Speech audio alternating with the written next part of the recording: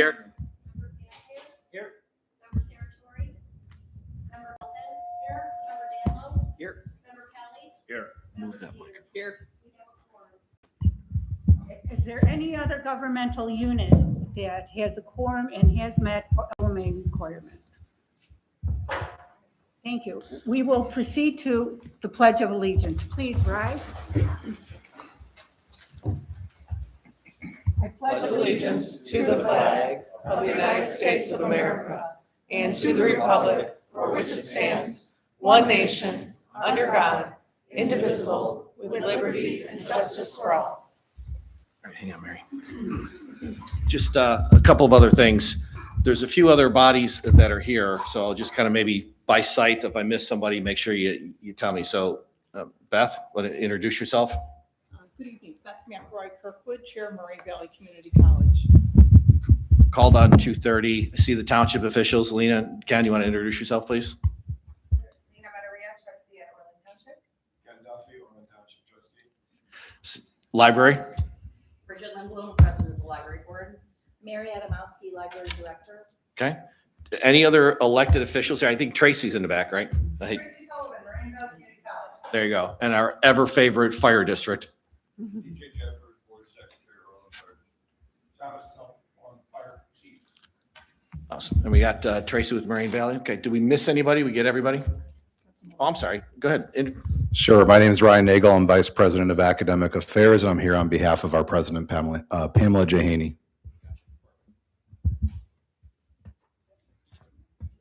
Now we will have comments from the meeting chairperson, Mr. Dodd. Okay. Well, all right. Thank you for that. Can everybody hear me? Yeah? All right. We'll keep this really, really short so we kind of get the microphone situation put back up. The number one objective for tonight is simply to share information. That's it. And so as we all kind of work together, we've all heard variations of this phrase. One taxpayer, one tax bill. We all have very different jobs. We all have very different responsibilities. We owe it to the community. All those good things about trying to make sure that we tell you as other elected officials and administrative staff what we're thinking about, what we're doing, et cetera, to open up the dialogue. Our hope is this is not the last of these, right? We'll figure out the format. I've already told the chief, where's the guy that controls the air conditioning, but maybe that's me, so we'll get that worked out. And so what we'd like to do, we have a series of presentations. We're gonna try hard to get a lot of information to you as quickly as possible. And then what we hope to do is we're gonna run this like we do the village committee of the whole meetings, where presentation, discussion, kind of free-flowing discussion. And then go through the presentations, and would love to have questions from anybody in the room who wants to pose a question. Just maybe stand up, quickly recognize and get on with it, because we want to make sure that we're moving the information. And then when we get through all this, we would love to hear everybody's feedback. How did this go? Does this work? I mean, there's a little bit of things you have to do when you're a public official, you're a public body. You have to be careful about notice and all those type of things. What's the best way to communicate from us to you, but more importantly on the next one, you to us? Because we want to know what the school boards are doing, what the township's doing, what fire district's facing. So as we think about the long range plans we all have for this town, it matters to each of us in different ways. So that's really what we're after. So I'm going to be quiet. Mike Stillman from Ansel Glink is the village attorney. He's got just a couple of comments, so we kind of keep this within the requirements of OMA. Mike? Thank you, Mayor. Good evening, everyone. For the record, tonight's gathering is a special meeting of the Orland Park Village Board, called and noticed under the Open Meetings Act. Because it is a meeting of the Village Board, the board's rules of procedure govern the proceedings. The mayor presides, and the board's business is limited to the items on the posted agenda. We are joined this evening by the other Oracle bodies who are participating collaboratively with the village. This is a joint meeting in the sense that we are together discussing matters of shared interest, and members of the participating bodies may take part in that discussion as opportunities arise.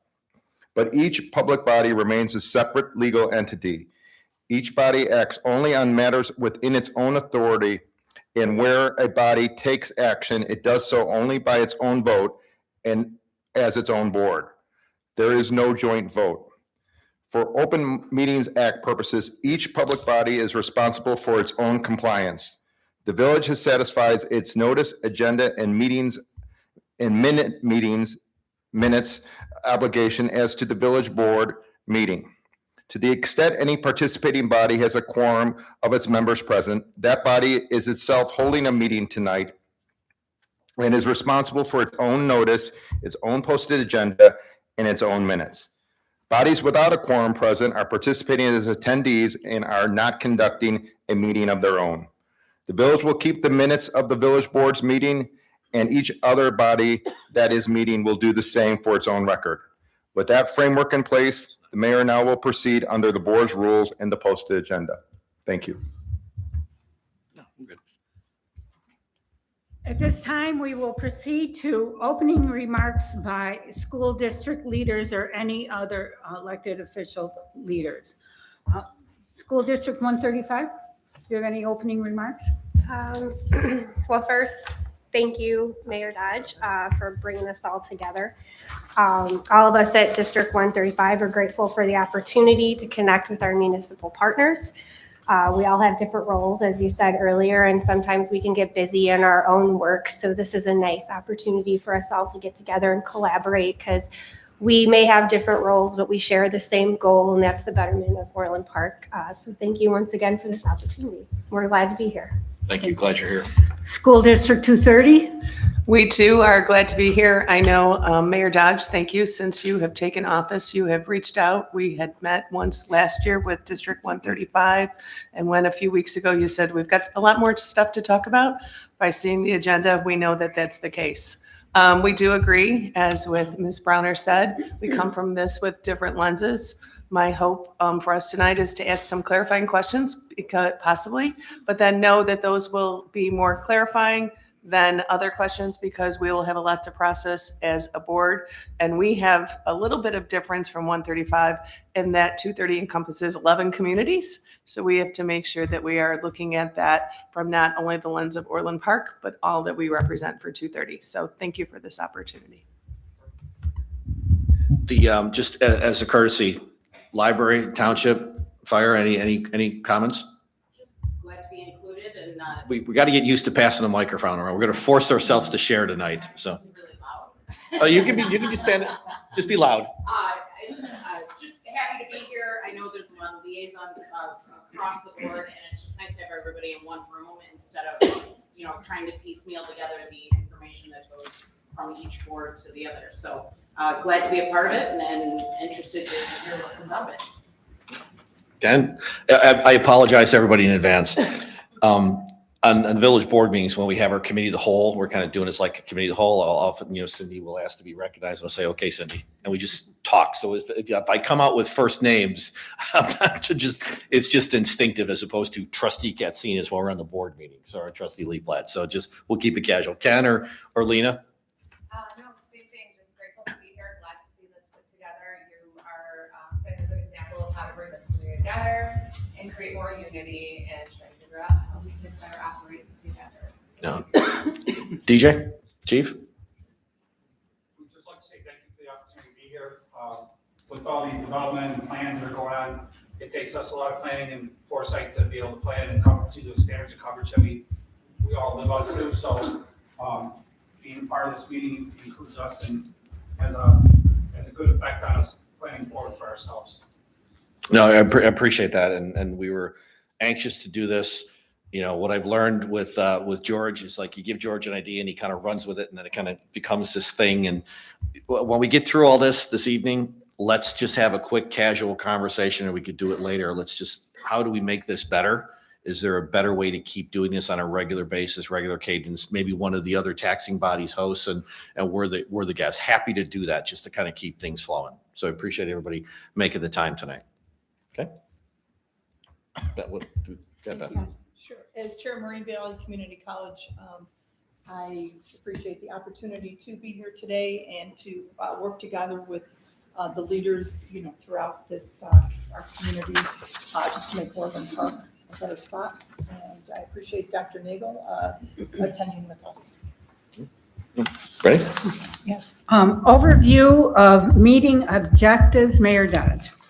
We talked about that, so we just want to talk. We figured the pizza would be an inducement to get everybody to come out tonight, so we added that at the last minute. Let's go right to the agenda. Okay. Future proposed developments, presentation of upcoming village projects. One of the things, we tried to make this as visible as possible with all the screens. So hopefully everybody's got a clear line of sight either to the big screen or off on the side, so. I'm George Kazwar, I'm the village manager. So I'm going to take the next two items, which will be our downtown Orland Park and correspondingly downtown Orland Park East. So if we have the video ready, let's do the video first.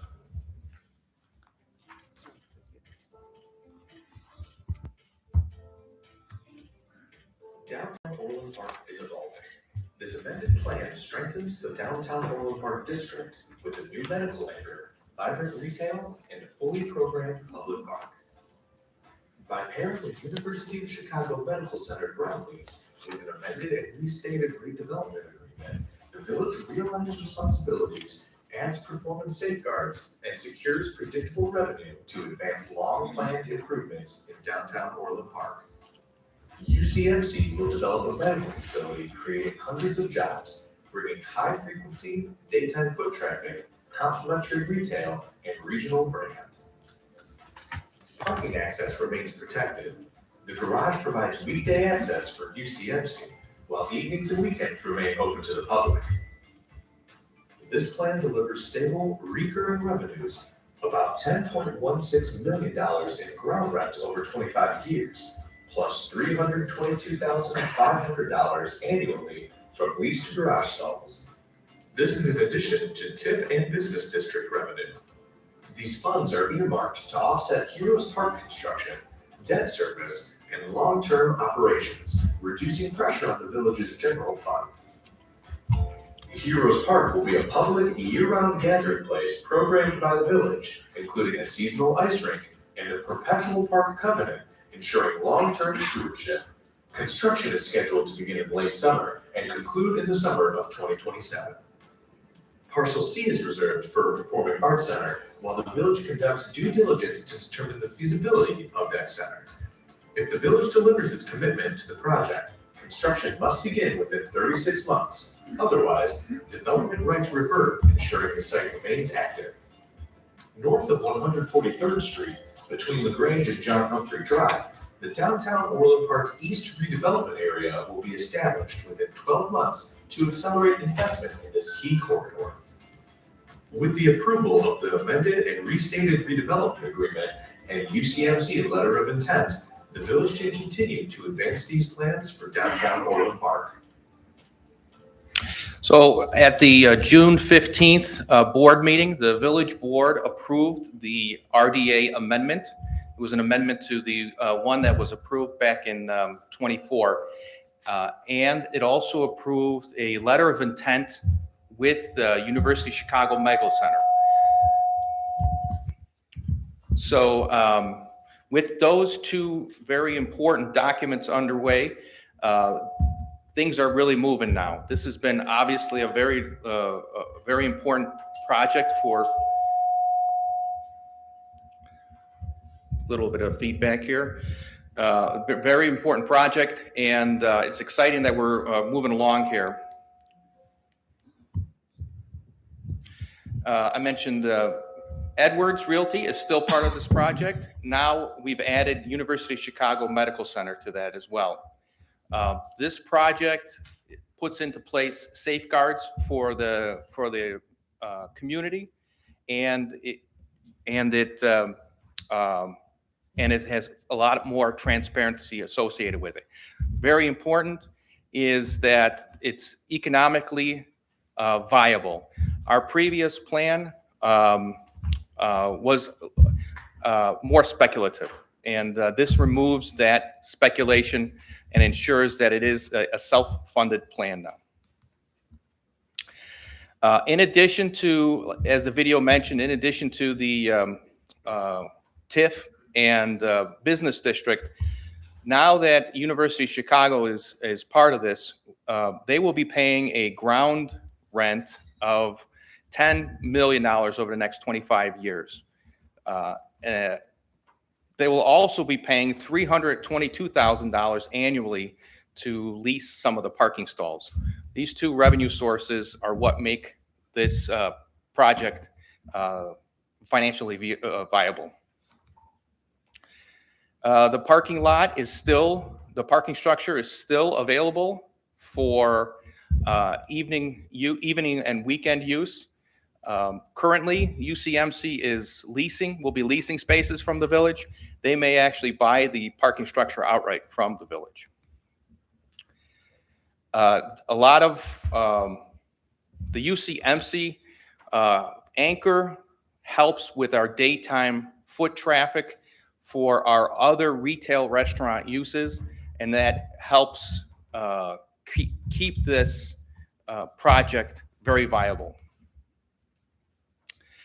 As we saw in the video, the first thing that's going to happen is the park is going to actually start construction here in the next month or so. It'll be a centerpiece of this whole entire development with a very good financial foundation. The other thing that is going to be occurring is the Performing Arts Center a potential Performing Arts Center is being reviewed. There's a feasibility study that's going to be starting here shortly. If feasible, then it will be included as what we refer to as Parcel C. If not, then the development rights will revert back to Edwards Realty. Downtown Orland Park East is a new element. It activates a dormant part of our community. It's the section along the north side of 143rd from LaGrange to John Humphrey Drive. Almost all those pieces are owned by Edwards, and it allows those sections to be activated. I talked about the revenue sources. Overall, this is a self-funding project. The previous one was, as I mentioned, much more speculative. We have now funding sources that guarantee its success. So the RDA amendment is the main document with Edwards Realty. That has been amended on June 15th. We still have to negotiate or finalize the ground lease with University of Chicago.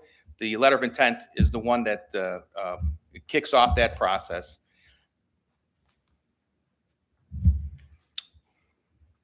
That's it. Trying to minimize the feedback. Sorry about that. Any comments or questions, or just clarifying questions for now? We can obviously do some follow-up. We can share out all the documents to all the other taxing bodies. I'm happy to kind of take any questions on. Can you clarify the east section? Like, I'm picturing that. Do you know what the vacant lot is? Just, That's what I can't picture. but there's a vacant lot right there near 143rd where the light is. So you know where Tommy T's is? Yes. And then there's a vacant lot over there that was planned to be a restaurant a long time ago. It's been vacant for a long time. There's always challenges with fueling stations. And so this would then give them some additional resources to try and get something in there, upgrade the facades, and do a lot of work to try and upgrade the retail base. So I had a question. Are these going to be two separate TIFs, or is this an extension of? Yeah, it'll be two separate TIFs. So we have our existing downtown Orland Park TIF, and we know the kind of the history with Main Street Triangle TIF that was first created there. It has since been eliminated. Our new downtown Orland Park TIF was created in 24. So the clock's already started on that one. This one will be a small separate TIF. And how much increment are you expecting to get off the downtown Orland Park East when the development's finished? So the downtown Orland Park East is going to be unique, or is going to be different than our main downtown, in that it will be a pay-go, meaning that all the increment that's generated in the downtown Orland Park East goes back for the redevelopment. Whereas on the downtown Orland Park TIF, the village is under some obligations to issue debt to kick off that project. That was part of the original agreement. It transfers over to this one. The amount of debt has been reduced because of other funding sources. So the actual amount of what will be generated in the downtown Orland Park East TIF will still be capped. So over the course of the 23 years, but it really depends on what development they're going to be proposing.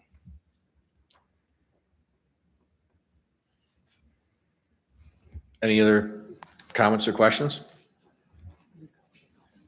Okay. Are you going to be able to release the new map of the downtown TIF area with the parcels? Yeah, absolutely, absolutely. So you want to see where everything's kind of laying out then? Yeah. Like Got you it. had the previous one with Yeah. parcel A through E. Exactly. Will you have the new map on it where it'll be whatever would be Yes, we'll definitely get that to everybody. One thing, but if I should have, Clerk Norwell just reminded me, if you're going to speak, just introduce yourself instead of me calling things out and doing point of order and all that. So, Sue? My question is, you mentioned capped on the, on the Orland Park East. What does capped mean and how much are we talking? So that's still the actual cap is still to be negotiated, and it really depends on what are TIF eligible expenses. So on a TIF, and we're going to have Jeff Dickinson from SB Freedom talk about TIFs a little bit later, but on a TIF, the eligible expenses are generally horizontal expenses. So anything that's horizontal would be eligible. When they start going vertical, those are not. So depending on what is going to be built is going to determine what that cap is. And the cap is always going to be something where, obviously the whole goal is to end the TIF as soon as possible. So depending on what they build will determine how far our cap will, so that hopefully we can actually get these TIFs to end sooner. Thank you. Okay. So George, we have some follow-ups on this issue. Got it. Okay. All right, Steve? This will be on Dick's House of Sports. For those of you, excuse me, that don't know me, I'm Steve Marciani. I'm the Development Services Director. And I will be talking about House of Sport once I give you something to look at. There we go. Oops. All right, so just brief history on this. The short story is it's been vacant for a really long time. In 2017, we were notified while Sears was still open that they would be closing. They already made a proposal for a redevelopment for movie theater. Did not work out. Sears closed, COVID happened, movie theater pulled out, went up for auction, someone else bought it. We never agreed on what was going to end up there. It gets acquired eventually by Dick's Sporting Goods, which owns Dick's House of Sport. So that leads us up to today. At the end of 2025, we did work out a term sheet, a redevelopment agreement, and did establish a TIF at the end of last year so that it'd be effective for this year.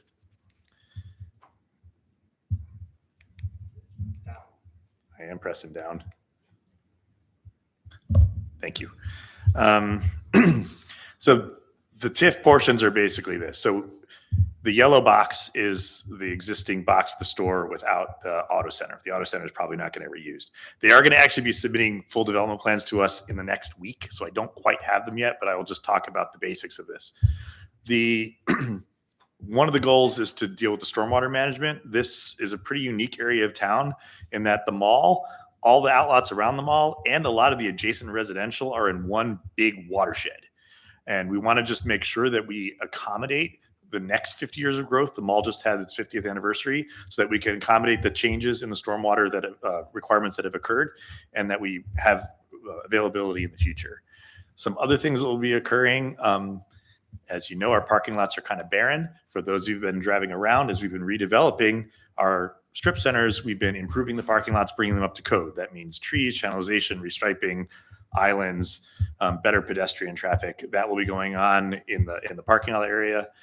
One thing to point out, and many people don't know this, the different portions of the mall are not owned by the mall. The property is actually, lots of them are owned by the anchors. So Dick's owns everything within the yellow, the larger or the thin yellow line, all the way down, including the traffic light that serves Region. So that traffic light will also be upgraded. And then right now, for those of you that have driven around the ring road, you know that it's kind of like open season on where you drive. There's painted lines. We will be channelizing all that, making sure that you don't have cut-ins to the main driveway every 24 feet. We don't want that to be occurring. So we will be working on getting all that stuff channelized. Okay. Dad, can you move me forward? Thank you. Other way, please.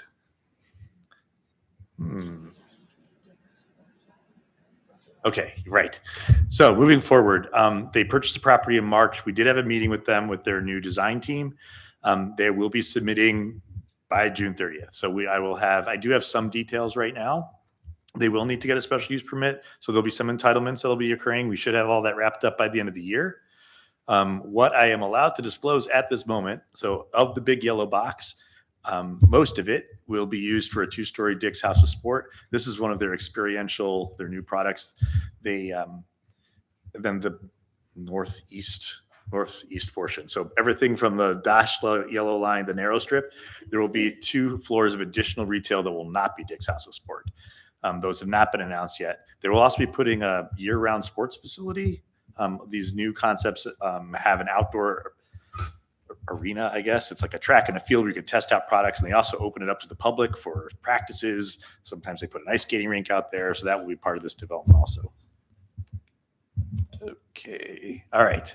So what we're going to get now, again, sorry, for those of you that work in the District 135 and 230 building, if you take those 2 flaps on the side and you fold them down like a paper doll, that's what you will see. Sorry, I don't have a rendering yet, so you'll have to use your imagination on this one. They're going to be redoing the facade. Very, very important, because I don't think it's been touched in the 50 years since it opened. There will be about 70 to 75 full-time jobs.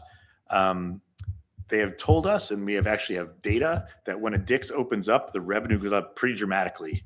We are very fortunate that our mall is already preoccupied, but the sales goes up pretty dramatically once the Dick's House of Sports opens up in a mall. And they have partnered with Simon and other locations in the country. So we'll be redoing the outside. Again, the parking lot gets completely redone. We are already getting increased interest in the properties on the south side of the mall that are between 151st and the Ring Road, as well as the farm field that's been sitting there forever, right across the street from that. So this is definitely going to spur some other development, which will stay in the regular market and tax rolls. All right, I think, can you click one more time?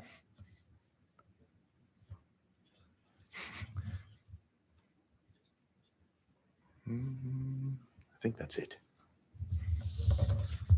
We'll just say that's it. Does anyone have any questions? Just while if there's any questions, Steve, can you go back to the image of the whole mall? Dad, can we go back one, or is that going to be a problem? No, there you go. Perfect. Yep. You know, when we look at this kind of image, and we're constantly in conversations with Simon, there's other retail uses they might be able to bring to the mall, which benefits the whole community. I mean, it is what it is. Orland Park's been a retail center and destination for 50 years, and you got to press the advantage. The thing that's happening, as you can imagine, is since that parking lot was put down, 50 years ago,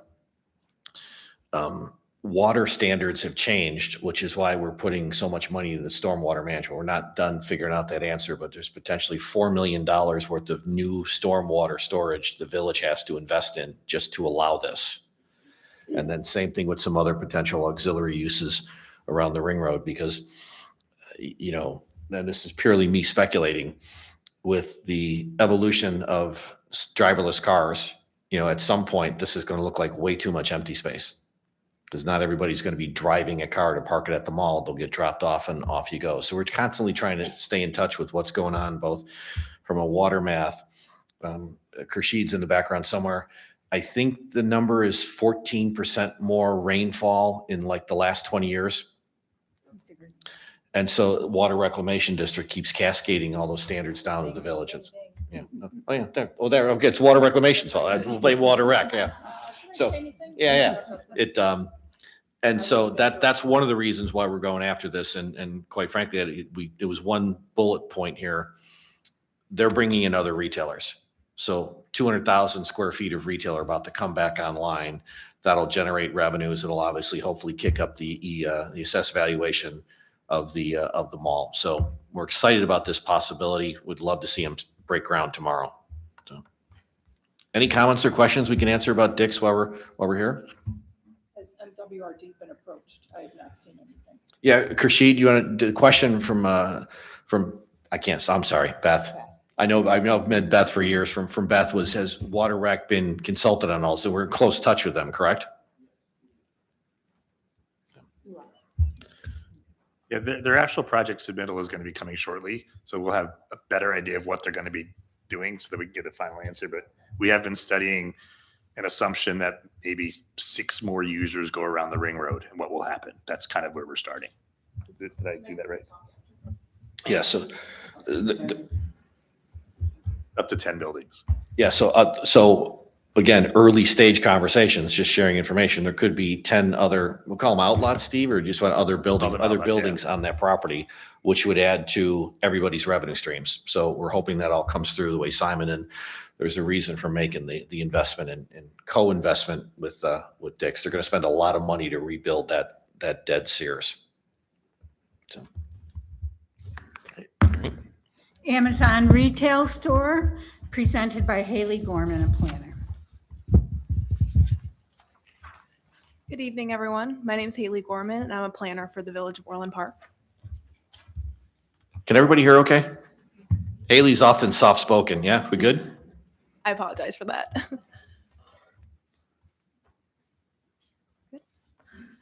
Okay.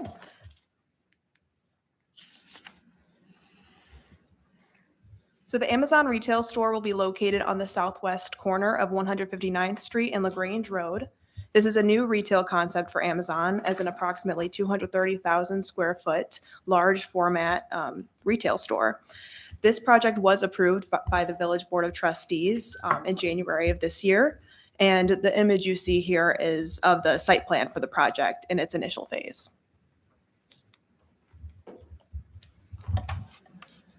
So this image here is a larger perspective of the existing and new development surrounding the Amazon retail store. The development of this property would assist in the construction of the Ravinia Avenue extension and a new traffic signal at 161st Street and LaGrange Road. The Ravinia Avenue extension and associated roadway improvements will reduce the traffic congestion known to persist along this corridor, as Ravinia Avenue serves as a bypass to LaGrange Road. The new traffic signal will ensure safety of entering and exiting both existing commercial to the south, as well as the new development planned for this area. So here we have a more detailed site plan with the current projected timeline for this project, as noted by the associated colors. So first, the yellow shaded areas are the first project phase, which is the stormwater management area, as well as the Ravinia Avenue roadway extension. And these are both anticipated for completion by the end of 2026.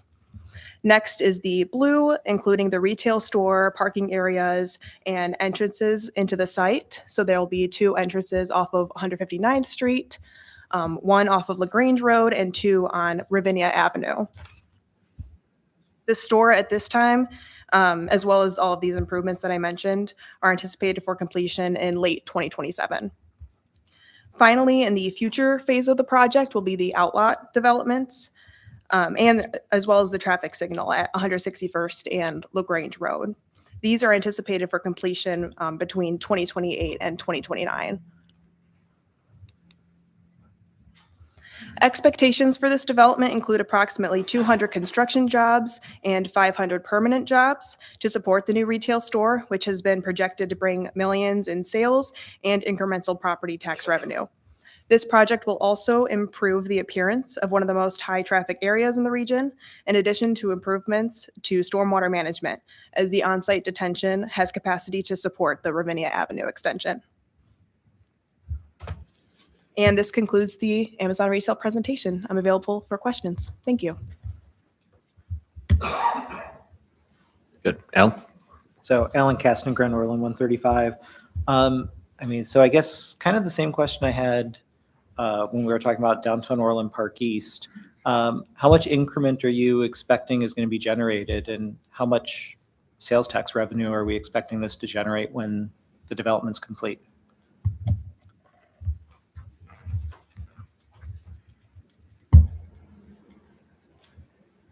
It's a very good question, and we don't have them like off the top of my head, but the mayor and the board have made it clear that what we are referring to as the Ravinia Avenue TIF, because really that's the TIF that's being created for this project is to pay for the infrastructure that the village has had planned for decades, and that we just didn't have the resources for it. So that this TIF is possible because of the Amazon project.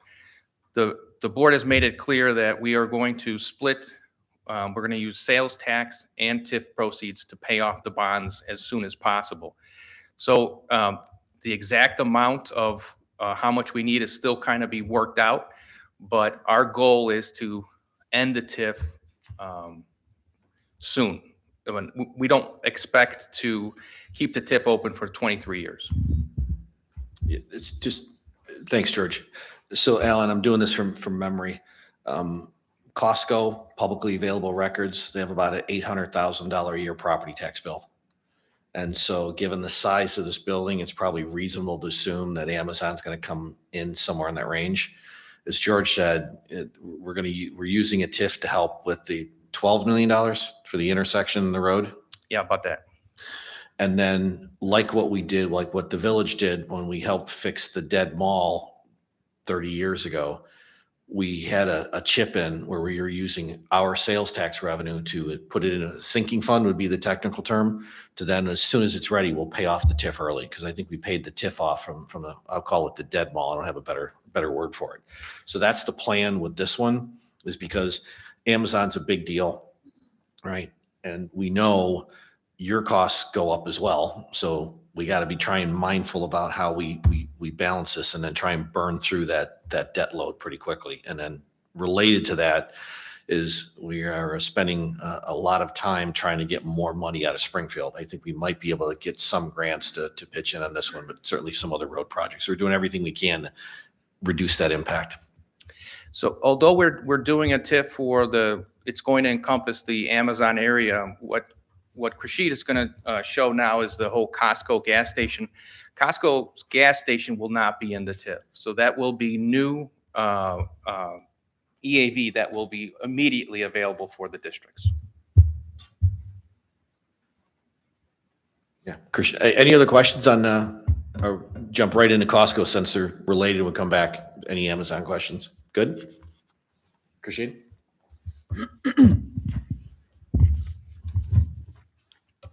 Good evening. My name is Khurshid Hora, and I'm Director of Engineering for the village. So I'll be talking to you about the Costco gas station and the various traffic improvements. As hopefully all of you know, we have quite a challenging situation at the entrance to the driveway into the Costco gas station. And if I could, right there is where the current location is located. So when this project came up from Costco, where they wanted to move their gas station from this location to that location and add more pumps, we looked at the opportunity very closely about how we can improve the gas station and the Costco traffic situation. So the solution we came up with is a new roundabout, a full-size roundabout, just like what you see outside of the village hall. That's what it will be. A few things that we added to that location is a separate right turn entrance southbound on Ravinia that will go directly into the parking lot for Costco. So that will be one of those. And it will also be a primary route for Costco, the Pulte homes that are being built just south of this pond that you see at the bottom of the picture, as well as the Amazon retail that is coming online. That's all I have for that. And then if I just wanted to also show you this that Haley was mentioning as well, is if you look at the orange line, that is the Ravinia Avenue extension that has not been done, or we have been trying to get that done for over 15 years or so. Now we have the resources. So one of the elements for the TIF that will be used is the construction of this piece. So it will be a 5-lane, 2-lane each way with a center left turn lane. We will also add a traffic signal at the very bottom right corner, which is 161st and Ravinia. It will be a full service intersection, just like any other intersection on LaGrange Road, as well as we will extend the single left turn lane, northbound single left turn lane onto Ravinia to a dual left turn lane. Not only we will make a dual left turn lane, but also extend it southward to add more capacity to it. So the project is, the orange section of the roadway is, contract has been awarded for construction. I expect in the next 30 to 60 days, you will see mobilization in that area. That's all I have for these two, Mayor. If you have any questions. Any questions on either Amazon or Costco? They're pretty closely related with that road project. Does everybody love roundabouts? I can see the one in front of the Village Hall from my office, and it has to be once or twice a week. Somebody tries to turn left into the oncoming traffic. It's like, okay, we got to work this out as a society. Is there any questions or thoughts? And again, on any of these discussion items, if something comes up later, just the whole goal of this is to facilitate the communications. Happy to go much deeper with any of the staff or board members from the other bodies. Good? Well, just could you identify yourself there? You should be on. Mo Hamad, District 230. I was just curious about Ravinia. You said it was going to be 5 lanes. Is it supposed to be 5 lanes or? No, right now it has 2 lanes each way with a median in between. But once you will pass the Costco, we need to make several left turns either into Amazon or to the residential development. So we will eliminate the median, but it will be 5 lanes. Okay. All right. All right. Thanks.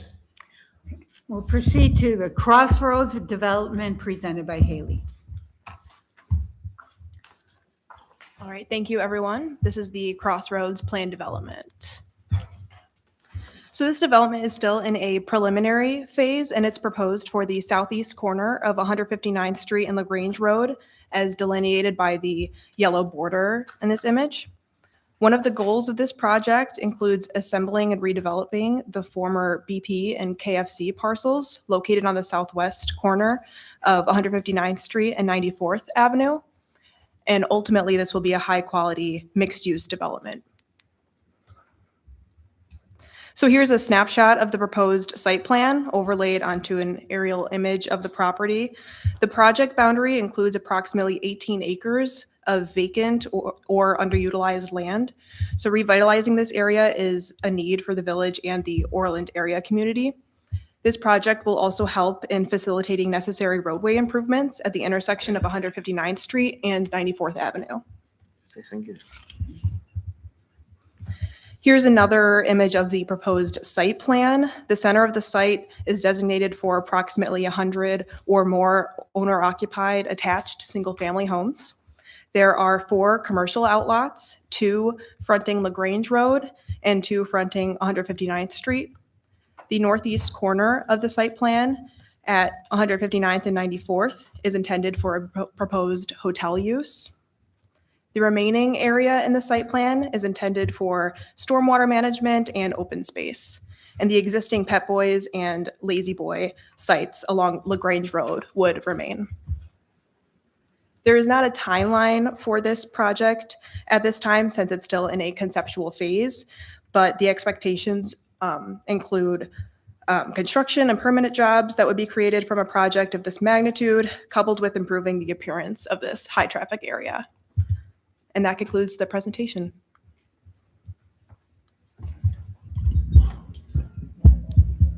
Lynn, I think you're on.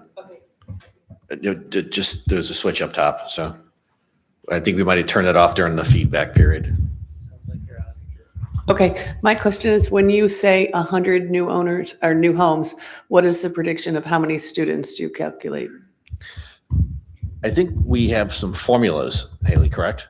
We do. We have a formula in the code for how many students would be expected from a development like this, but it's based on the number of bedrooms per unit. So we don't have that information yet, but that would be determined before this went for zoning entitlements for a public hearing and before the board reviewed it. So with any of the developments that we think are residential, you'll be able to have that formula and share that with us? Absolutely. Yeah, just to pick up on that point, as 135 and 230 looks at it, let's make sure it's right for the town. Is the math right? So we'll get that out to both boards and just let us know.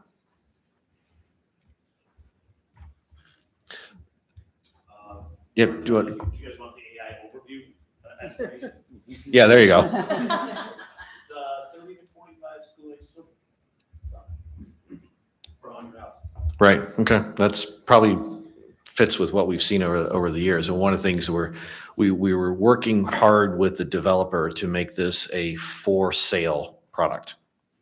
And as you guys have probably seen in some of the news, we were also trying to get things right because that BP gas station, it's been the village cutting the weeds and grass for what, 7-8 years now, George? And so we're in the process of, if you're going to finish your town, is the way we've been thinking about it, why would you want to leave an abandoned gas station there while you build a new subdivision behind it? That, from a big picture planning perspective, we worked pretty hard to try and get all the pieces to fit. And so that's good to know about the estimate on the families and the kids. Any other questions for Haley or for staff?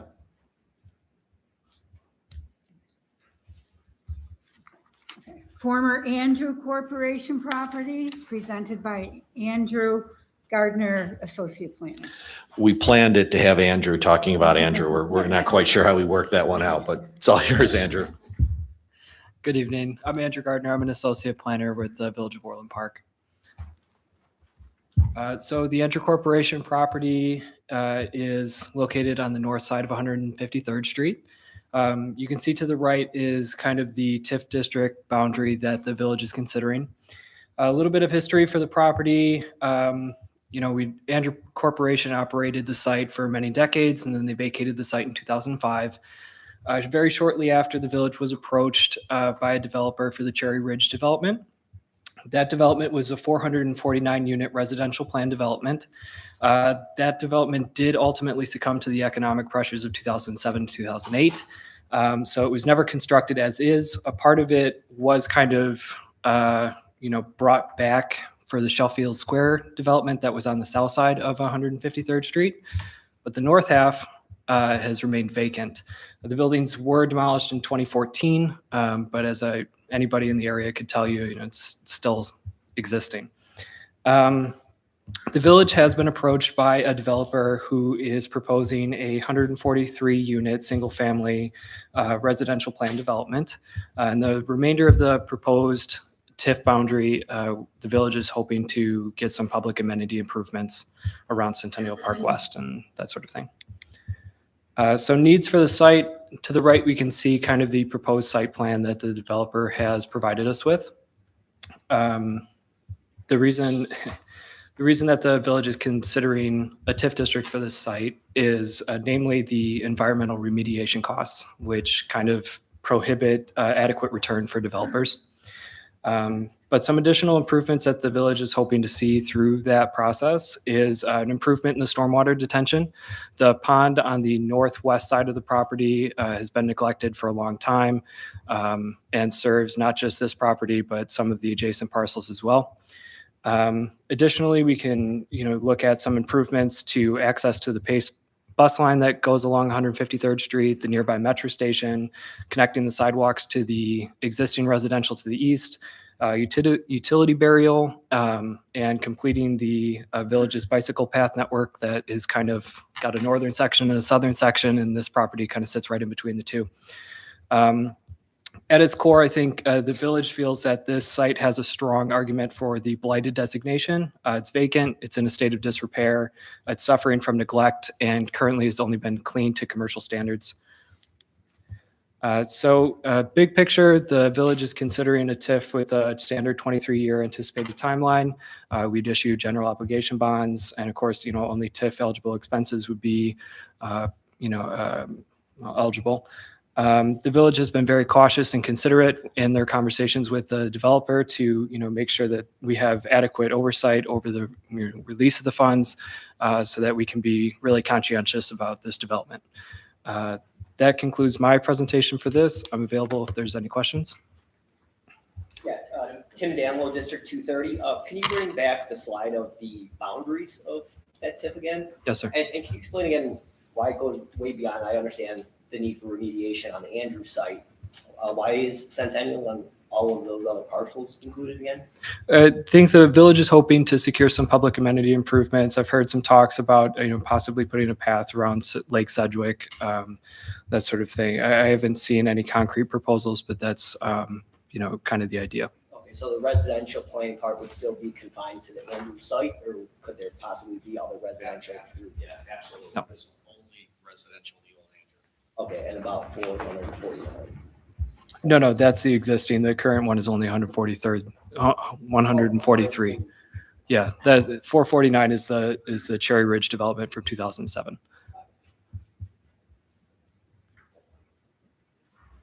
Yeah, so, do you have a question? Yeah, Alan Castring on 135. Are these going to be detached single-family homes that are going to be planned here? That's my understanding, yes. What's this? Do we have an estimate on how much the remediation is going to cost for this? I haven't seen any firm numbers. George, we have a working estimate, correct?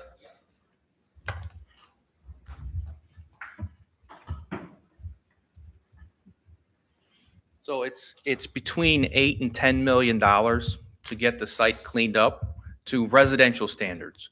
The no further remediation that's on the property right now brings it back to commercial industrial standards. And I'm not sure, but the board is probably not, or the community would rather not have maybe a warehouse or anything that's commercial on this site, especially, given its location. So between 8 and 10 million. I do want to just note one thing and we'll talk about this a little bit later when we're talking about TIFs. For all of these residential developments, the village is, as part of its projections, is already assuming a carve out for students. So I'll talk about this later when we talk about our proposed TIF policy, but for each location that would generate students, the village would pay per pupil for that district. So as these TIFs are being decided, we have to do the worst case scenario, which is 40% of the TIF increment that would be generated, that would be set aside for any students that would be would come out of this district.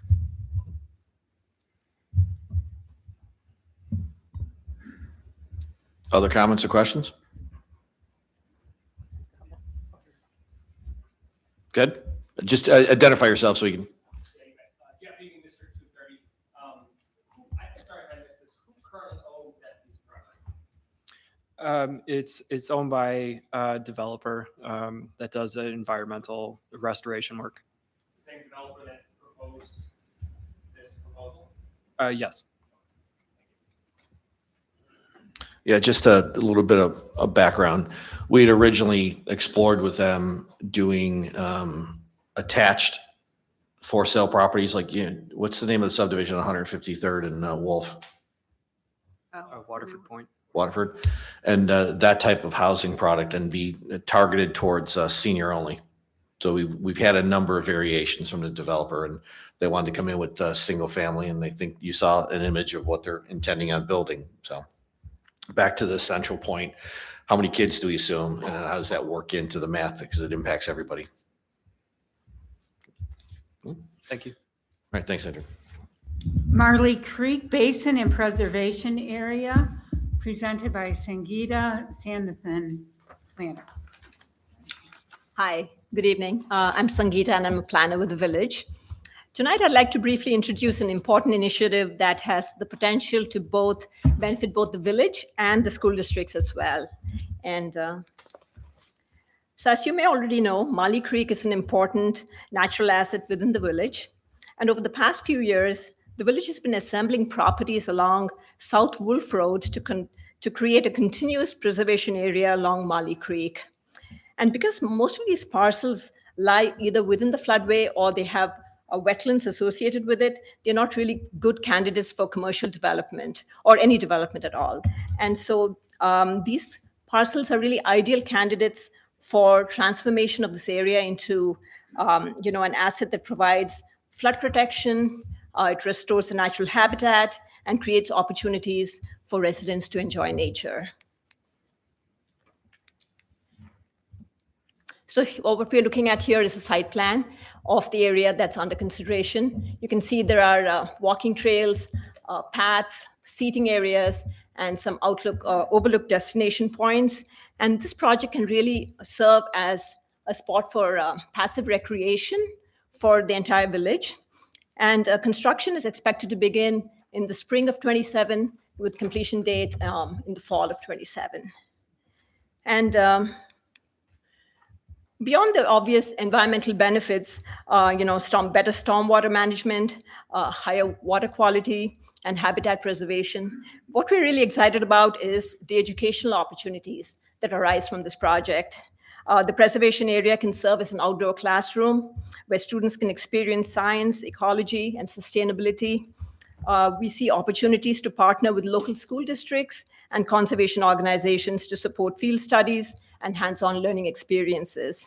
So this project in our minds is a really good example of how thoughtful planning can deliver multiple community benefits. We're protecting natural resources, we're improving quality of life, and also creating meaningful educational opportunities for future generations.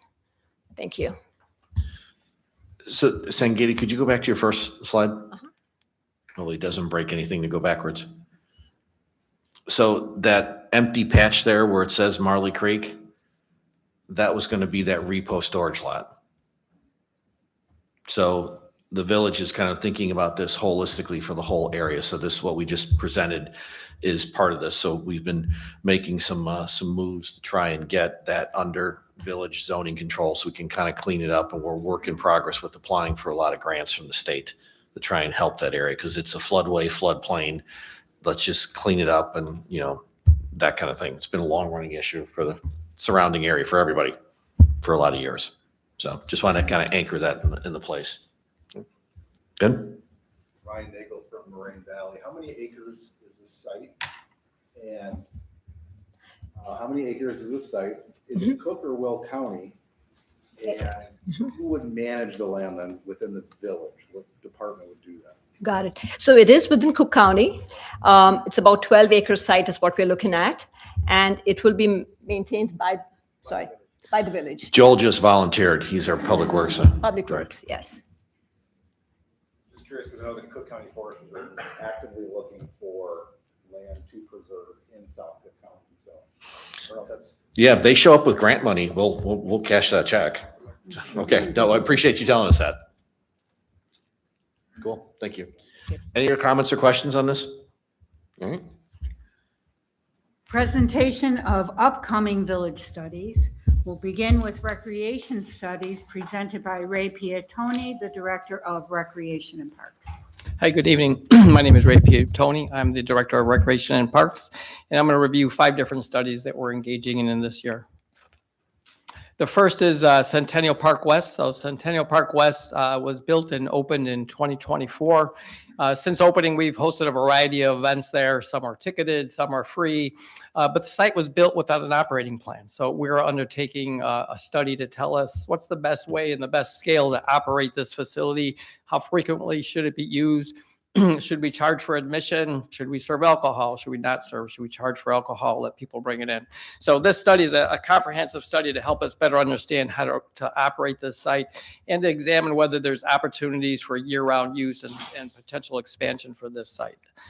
The other thing it'll do is it'll look at missing amenities. So we don't have permanent restrooms at the site. There are no concession stands. So this study is going to look at all those types of things. The village has a very vibrant arts community, but the arts community doesn't have a home. So we're looking at potentially building a centralized home for performing arts. And that could have all kinds of different elements. It could be theater, stage, could be dance, could be maker rooms. We're not really sure what it's going to be.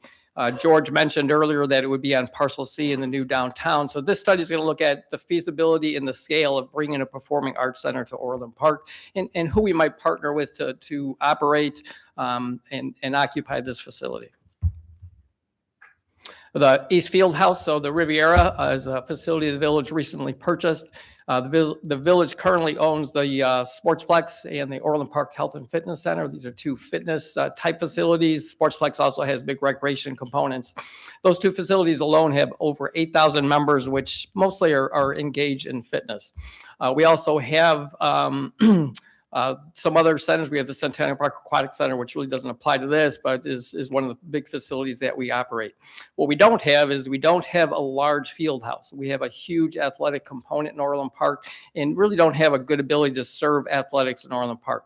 We also don't have a senior center. So seniors are very engaged in fitness, but we really don't have a home for seniors where they can really get together and do different things, and we can do different programming for them.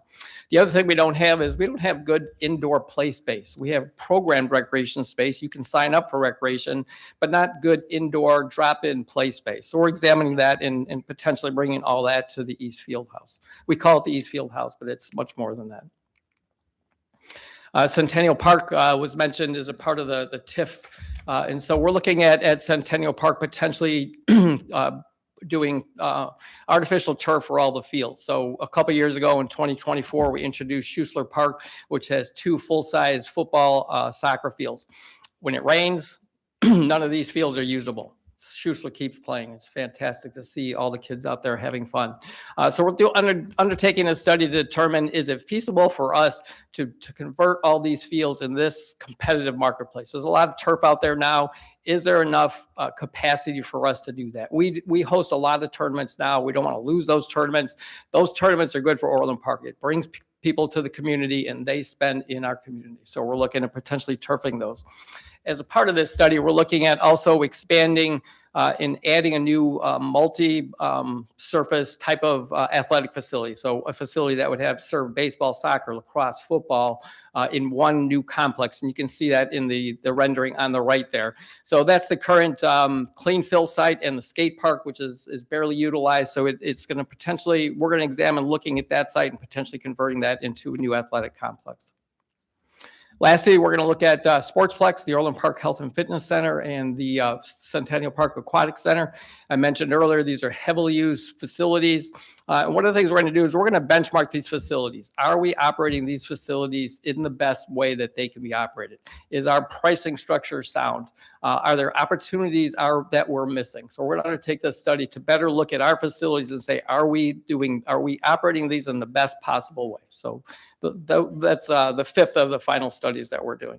So happy to answer any questions.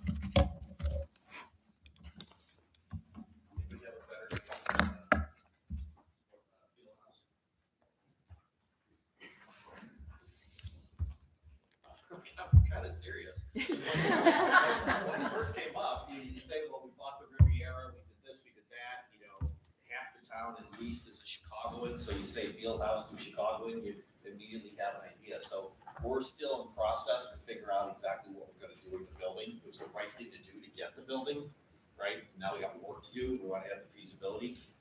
So if anybody has an aha moment later, you've got a great name, please police submitted to the village. I have a question. Sure. You talked about upgrades to Centennial Park for the athletic facilities. Is there any consideration given to expanding athletic field options, hosting more tournaments? You know, Athletics got a very, very big facility there with a lot of turf that they can host other events. Yeah, that's exactly what this does. So we have, within Centennial Park, we have 9 baseball, softball fields, as well as 8 soccer fields. So that alone is a lot. Then you add John Humphrey Complex, which maybe eventually will turn to turf. So that gives us 2 big complexes within miles of each other that can serve large tournaments. The other part of it is that expansion of the athletic complex that I mentioned, that is the clean fill site and the skate park. So that would give us 3 different very large sites that would compete very well against New Lenox. And the big part of that is it drives people into Orland Park. They come to Orland Park, they have to buy lunch, they have to buy dinner, they go shopping while they're here. I have a question. So when you look at Centennial Park West and Heroes Park, they both have musical venues. How do you differentiate what you think the different uses are for those two?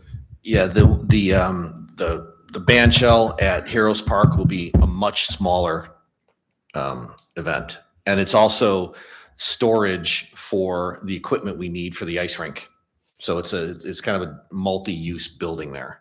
So there'll be much smaller events. I don't think that we're probably more than, let's say, 1,000 people at anything at Heroes Park. And we're hoping to do a Christmas market. We're hoping to do Oktoberfest. We're hoping to do multiple festivals kind of thing over the year, and then tie it into the restaurant development, because we want that for all of us. We want that TIF to be successful and pay off and just kind of have community events. So that's what we're thinking in terms of differentiation. And then when you said the ice rink, Jim, you also said ice rink with Dick's House of Sports. Yeah, it's my guess. Yes. And the Dick's, it looks really cool on pictures, but it's not that big of a field.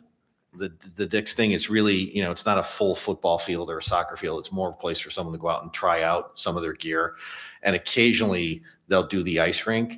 Our working assumption is, well, we have Heroes Park online with a well done. I mean, we did the temporary ice rink a long time ago in Centennial. It's past its useful life. That's why we're moving it up to Heroes. So we should be okay on that one.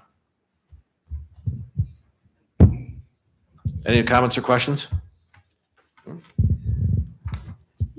Transportation studies presented by Khurshid Hoda.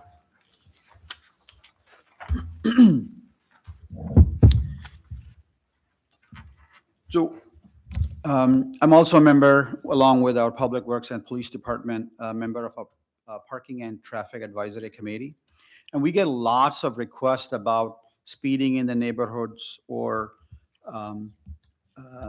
stop signs, signals, things like that.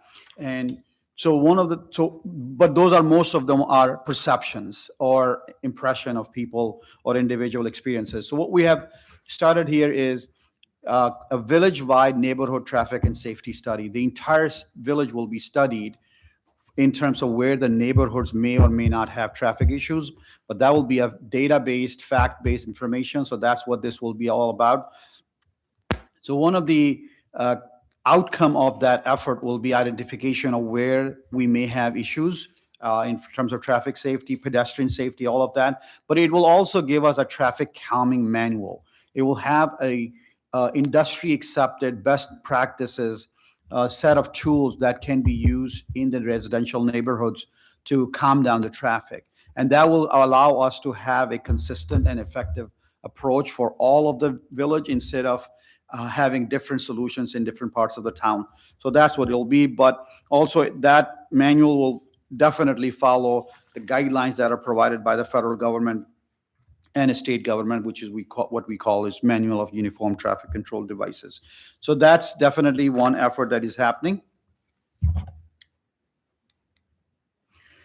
The other large study that we're about to kick off is the village-wide traffic improvements. Our town cannot add any more traffic lanes, no matter which way you look. All of the roadways are to the maximum width that we can have.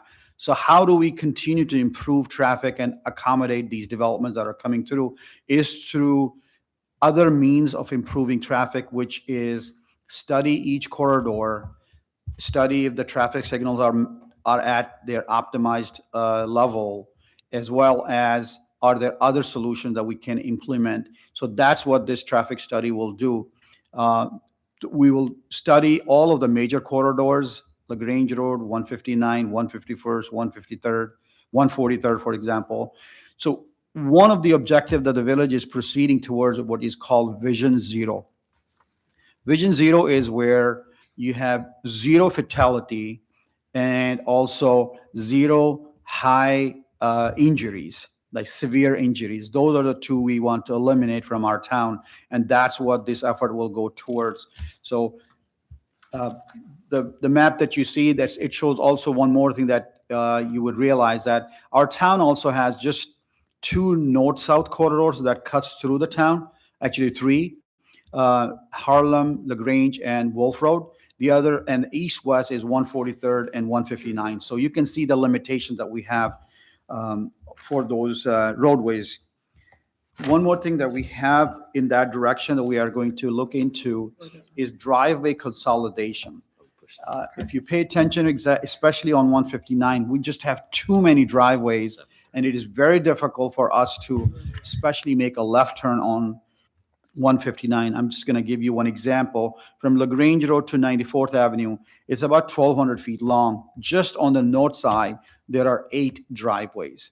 And we're going to be looking at how do we reduce those driveways, but still maintain the access to those businesses, and it does not hurt their business at the same time. So it will be quite a bit of balancing act in that context. Mayor, that's all I have for this section. Comments, questions? Does everybody love the timing of the lights on LaGrange Road as we sit here and speak?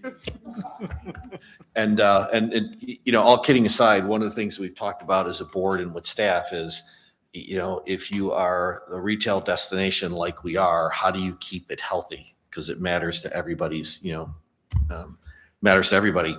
And so the convenience of getting in and around Orland, especially since you've got a limited road grid, is something that we've talked about for a long time. So when things like came up with Amazon, with Costco, with this, with that, we just kind of want to be a little more comprehensive and thorough about the entire village. It's been a while, I think, since we've done that.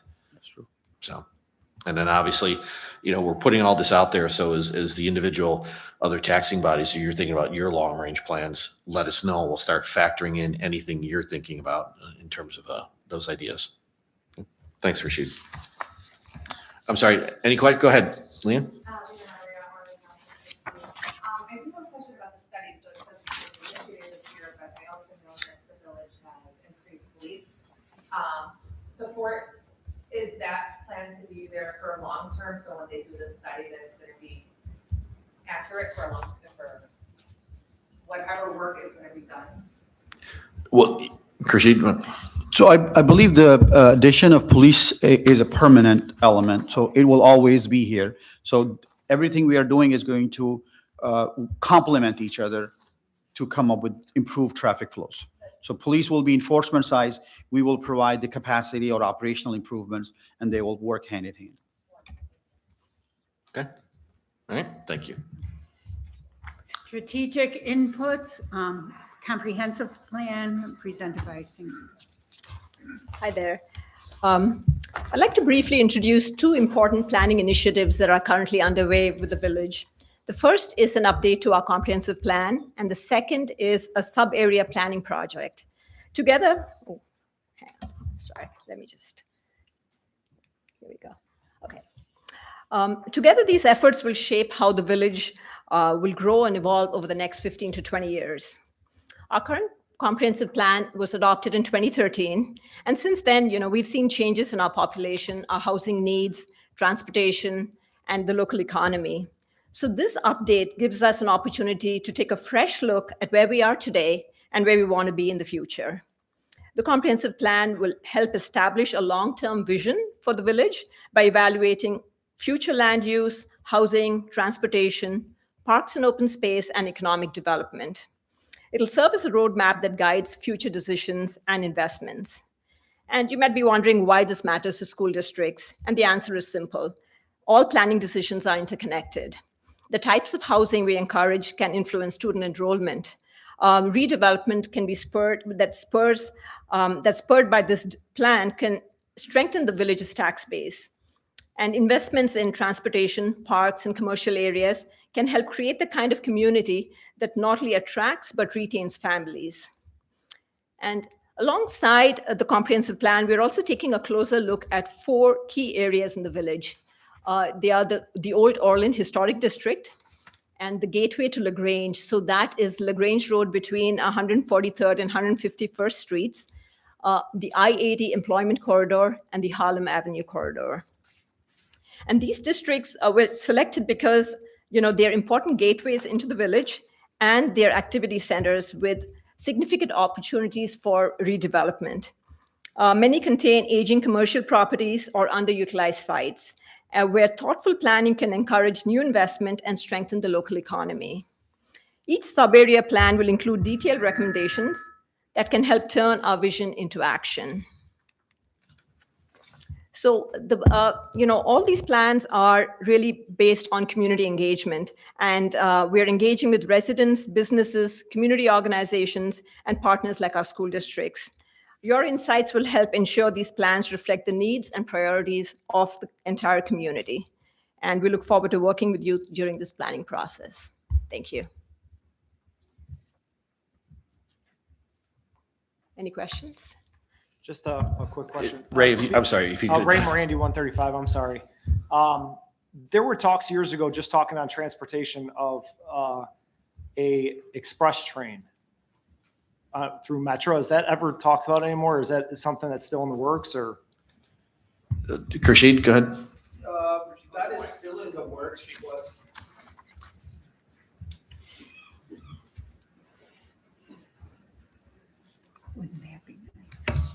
That is still in the works, sir, but it requires that 75th bridge be completed, which is a multi-billion-dollar expense. So unless that is not done, because these tracks are not owned by Metra, so we have to have those clearances done first before they can.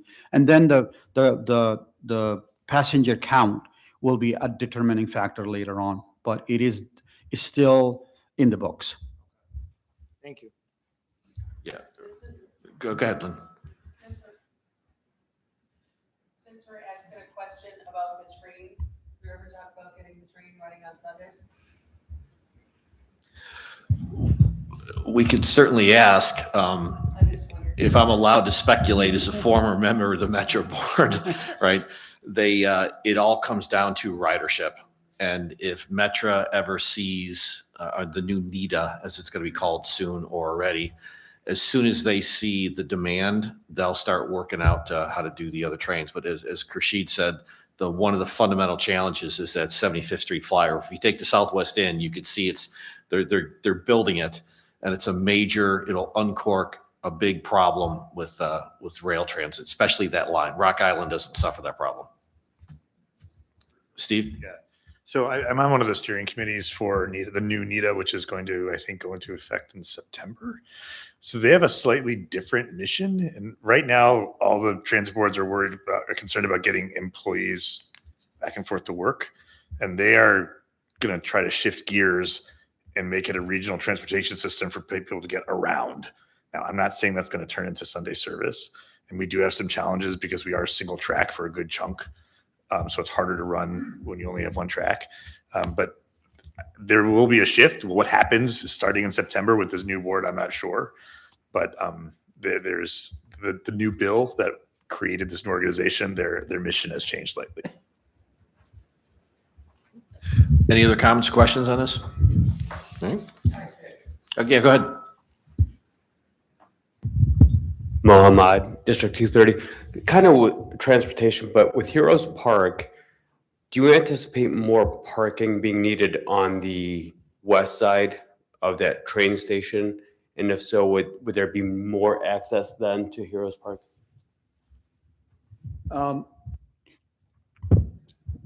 That is yet to be determined. However, on the west side of the track, we do have additional land available to us if we need to. We can definitely add more parking on the west side of the track.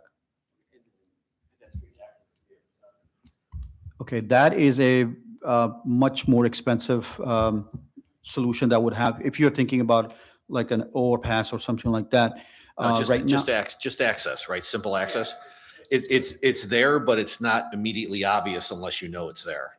So that would be a work in progress.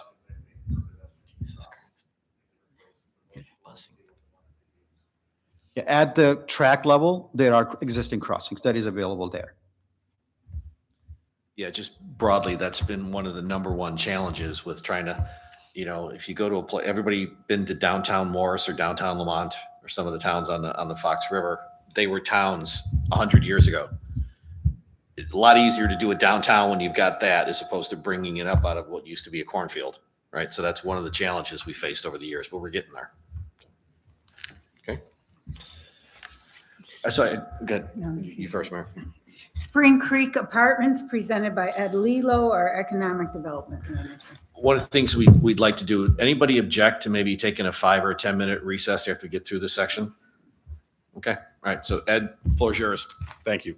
Thank you, Mr. Mayor. My name is Ed Lilo. I'm the Economic Development Manager for the Village of Orland Park, and I'm going to talk to you about the Spring Creek Annexation Agreement. In the early 1990s, Gallagher and Henry owned a significant portion of land on the west side of Orland Park. It at the time was unincorporated, and they had petitioned to Cook County for approval of more than 1,500 acres for residential development, including some commercial. When that happened, the Village of Orland Park filed a formal legal objection with the county, objecting to the proposal, and as a result, Gallagher and Henry filed a lawsuit against the village and the county. In order to settle that lawsuit and provide for the development of the 1,500 previously undeveloped or still undeveloped acres, the village entered into an annexation agreement that outlined the specific land uses, the densities, and the locations of certain amenities and or infrastructure that would be placed there. The annexation agreement expired in 2024, but what the village was required to do as a result of the annexation agreement was to pass ordinances that approved concept level plans for each of the 14 properties that were included, part of the Spring Creek area, that approved them for a minimum amount of units to be constructed. So for example, on the screen before you is the summary of the different types of uses that were contemplated in the Spring Creek Agreement. The different size of single family lots, townhomes, apartments and condos, commercial, it allocated for school properties, active parks, any environmentally sensitive areas, as well as different forms of right-of-way. No, Ed, let's go back because I think it's important. This is really important for everybody involved in this meeting to know these numbers. So why don't you take us through it? Just take a minute. Okay. I mean, the next slide also has that on there.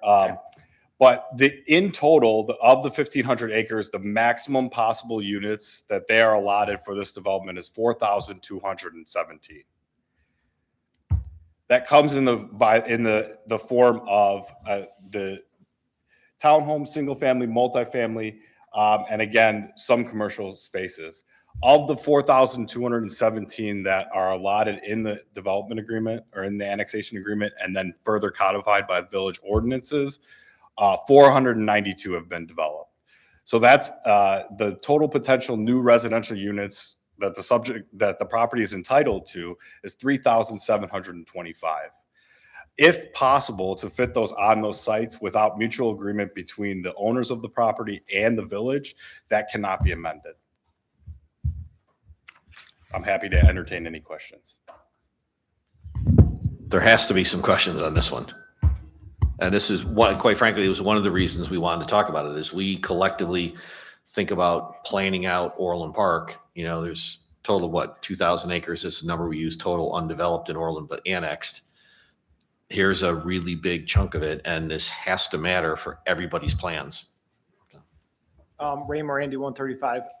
I might have missed this, but the Spring Creek annexation, is that just a broad name or is that a specific property? So it's actually, I put 13 down. There's actually 14 different properties on the west of 108th, on the north and south of 159th Street. Okay. So they are currently annexed into the village. There is a zoning district that was required to be created. It's referred to as the Large Scale Plan Development, or LSPD, if you're looking on the village's zoning map. And those concept level plans for each of the properties have been previously approved by ordinance.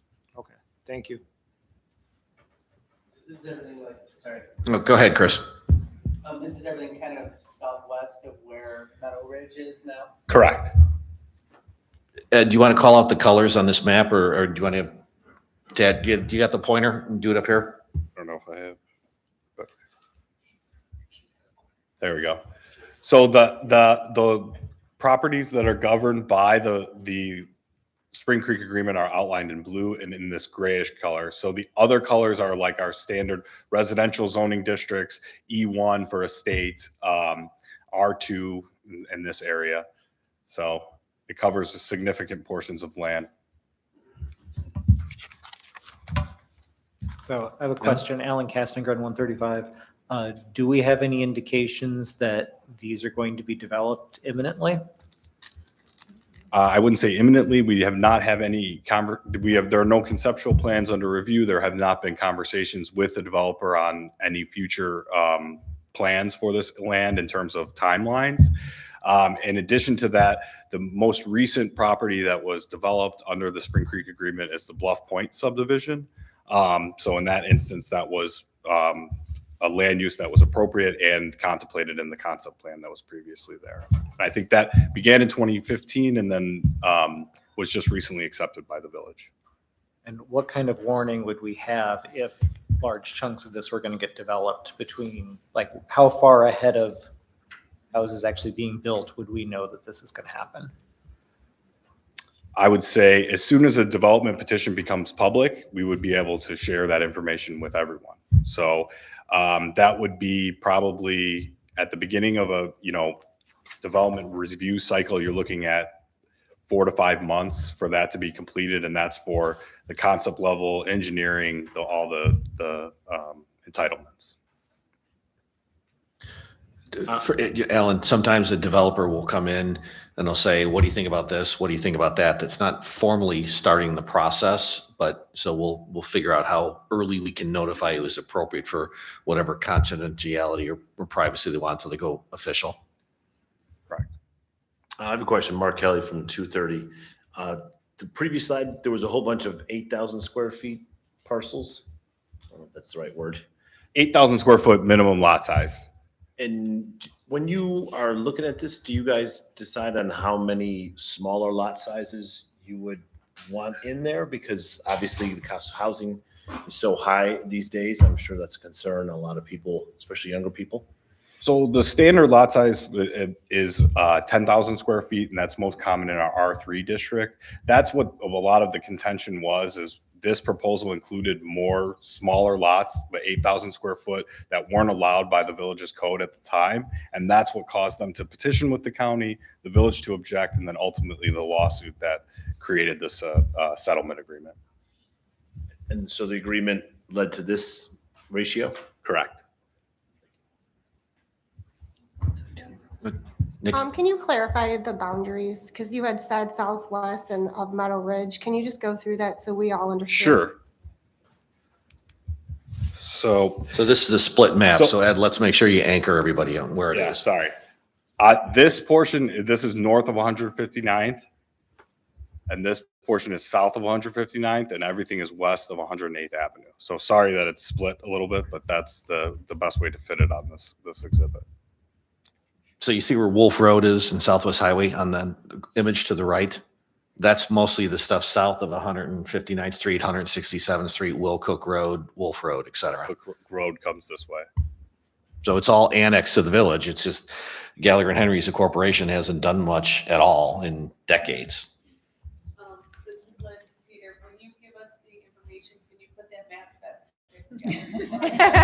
back? Sure. Absolutely. That's a pretty easy, we can do that one, Lynn. Yeah, we can do that.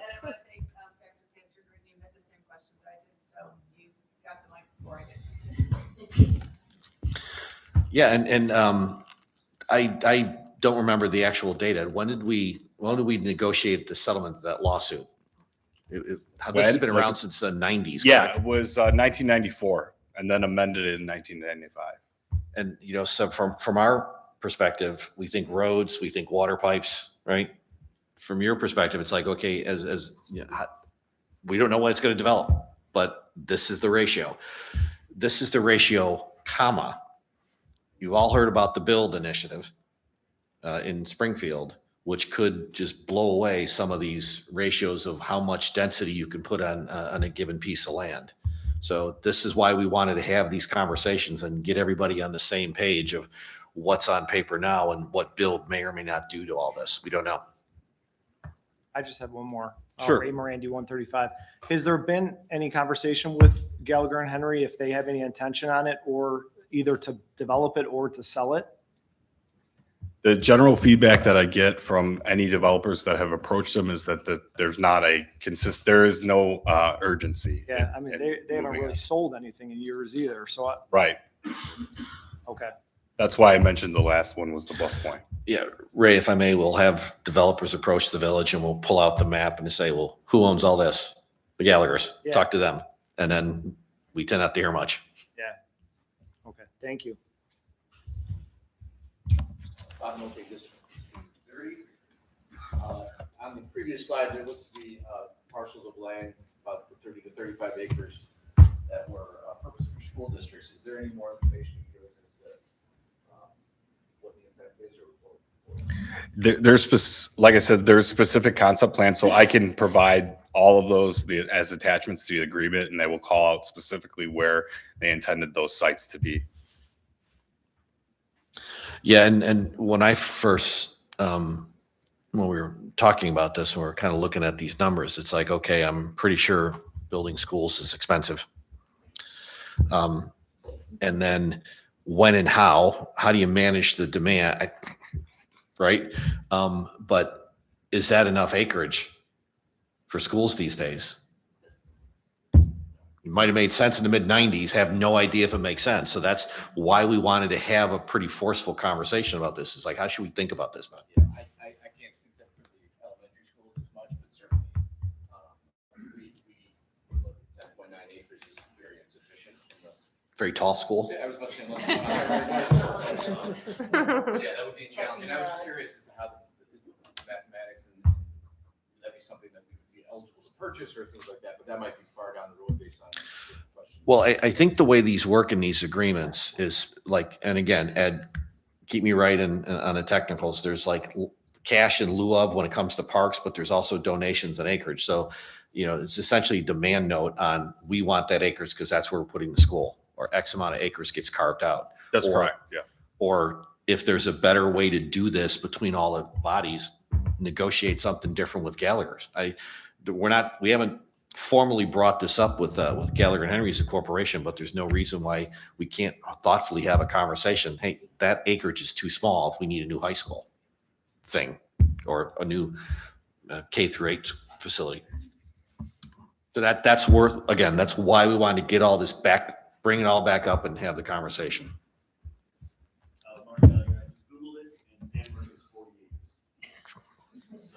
That Google thing's pretty helpful, my friend. Is it just a Google search or did you use Gemini? Yeah, there you go. The vertical. We're going up.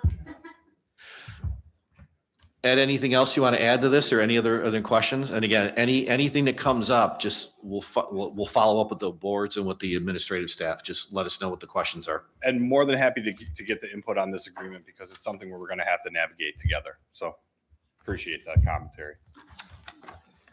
Okay. All right. Hang on one second. Do we want to take one more item, George, or take a quick, anybody object to a 5 or 10 minute break so we can all stand up? Brain break? Is that what you guys call it to schools?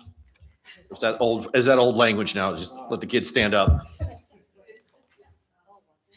Yeah. Yeah. So Trustee Katsinas?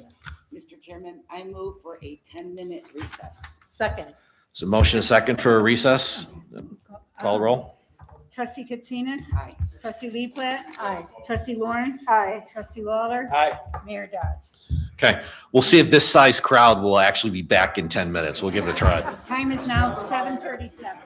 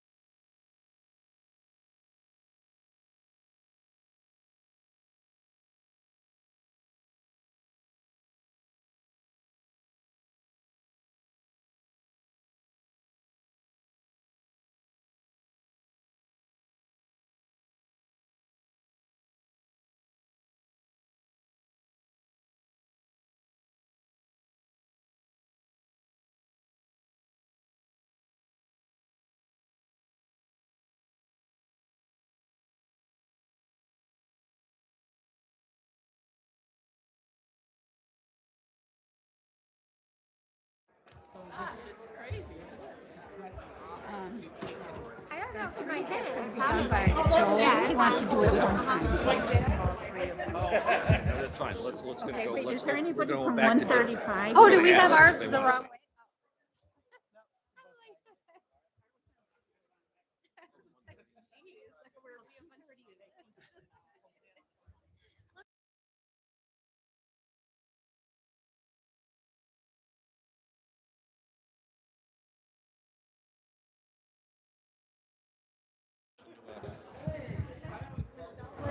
Motion to reconvene. All right. Do we need a motion to Oh, reconvene? it's chilly. Isn't it cold? How do you call a motion? Oh, I'm so glad I'm in this. Will you call the roll, please? Call the roll. Call the attendance.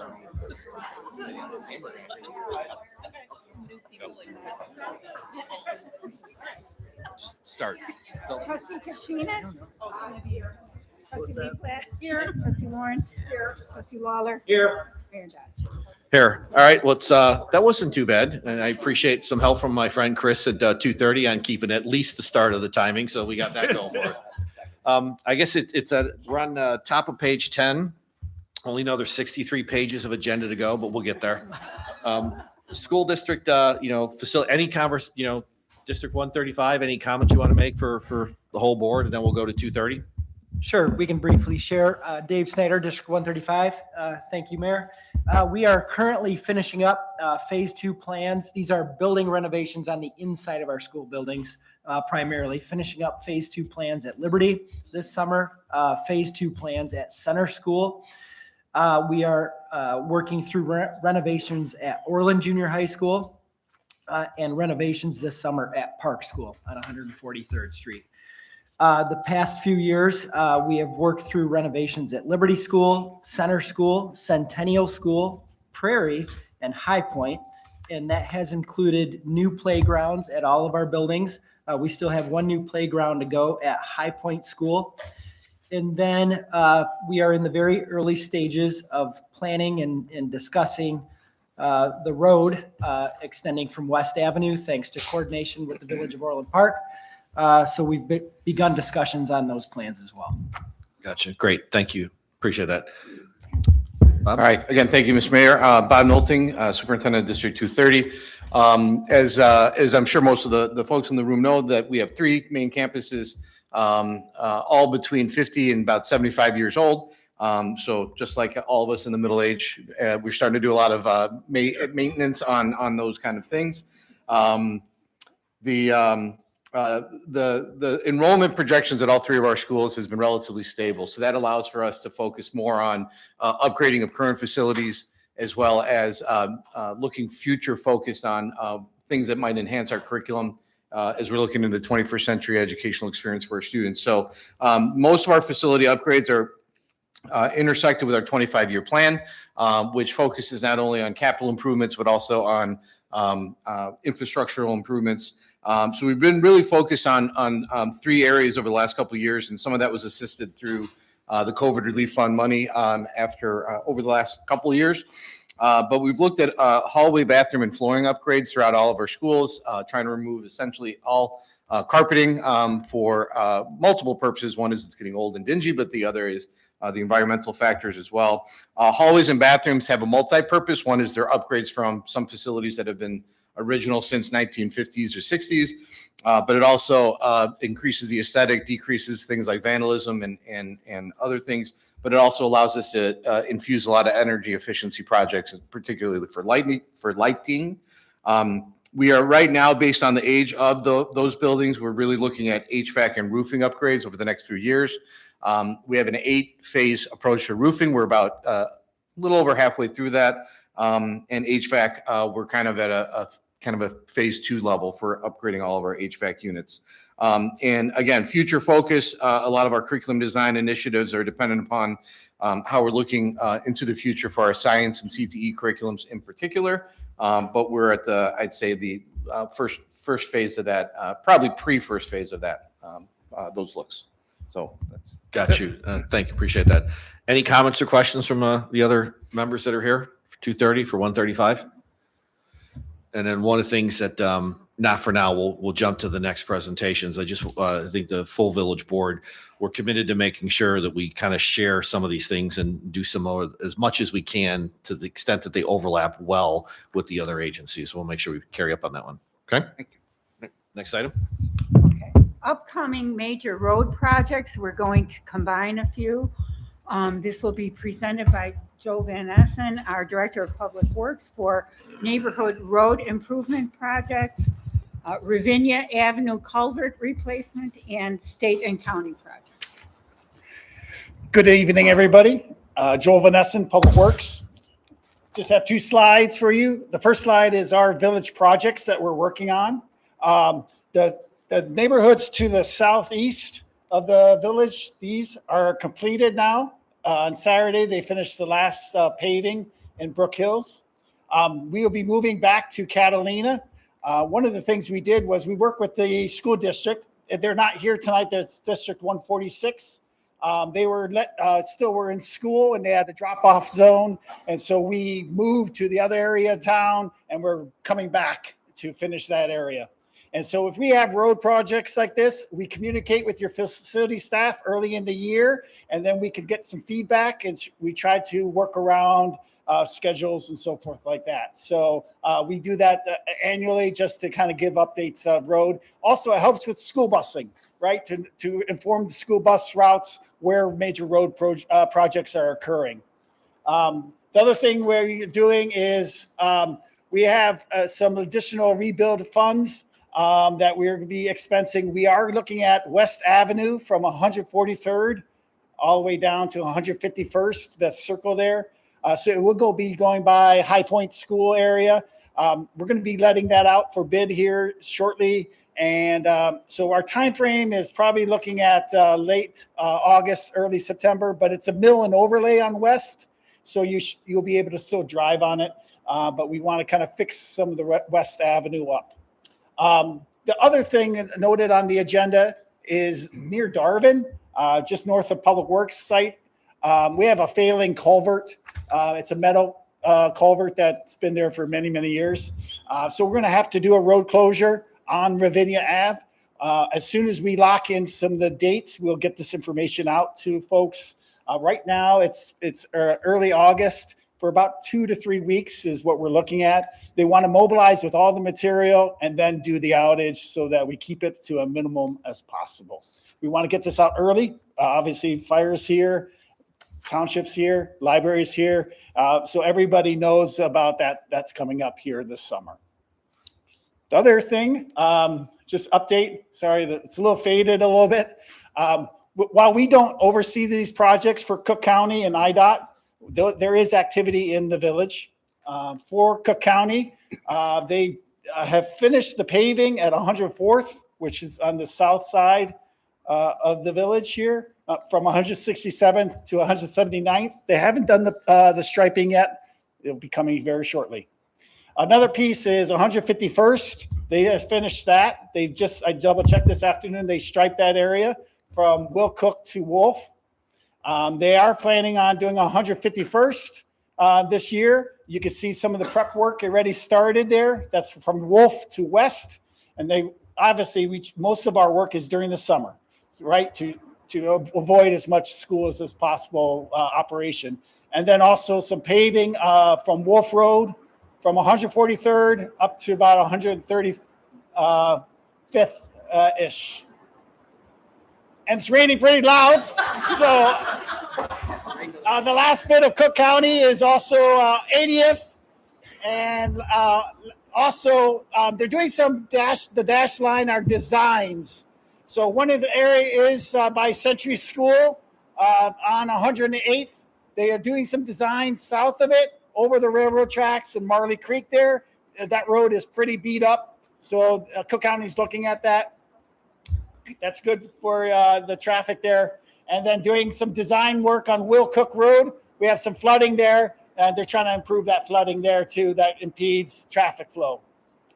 And lastly, IDOT is continuing to work. It's not obviously our project, but they are working up on Southwest Highway between 131st and 135th, trying to improve some storm drainage there. it's been a challenge with their contractor, and so they're working through those. That's all I have, Mayor. Take any questions?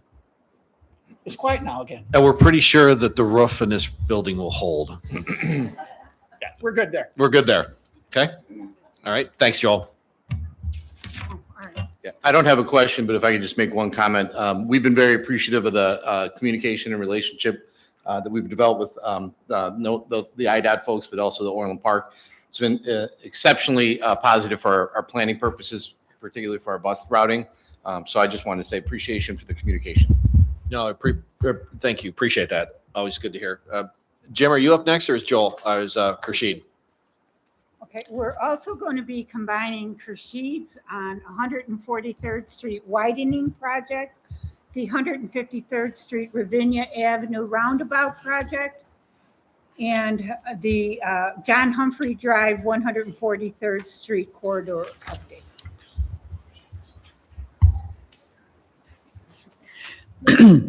So I'm really excited about this project. This project is in the making when my kids were not even born. So 143rd Street widening Southwest Highway to West Avenue is in the final stages of its design. We secured $20 million in grants or so, and it will have 2 lanes each way with a center left turn lane, and I'll show you a graphics that shows that. There will be a new railroad crossing, as well as there will be a combined traffic signal at Southwest Highway, 143rd and Union. You will see that in a minute. So this is just a big zoomed out view. You probably not very clear, but let me zoom in where the intersection. This is the intersection of Southwest Highway and 143rd, and you can see how Union is redirected so that it can work as a traffic signal. The traffic signal will be all of the traffic signal coming from this direction, and for Union will be located here. That's a 75-foot long mast arm, one of the longest one probably in the state. But that's what the project will look like. School buses will be able to make a left turn here into, and then access the school there. I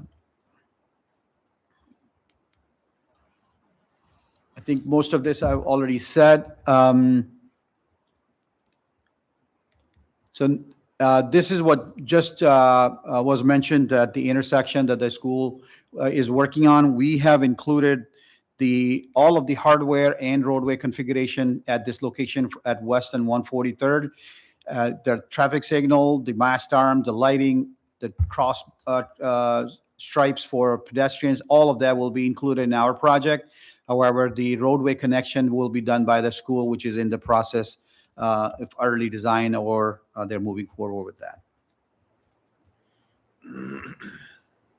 For that roadway that the school is working on, the village secured the right-of-way from Cook County Forest Preserve.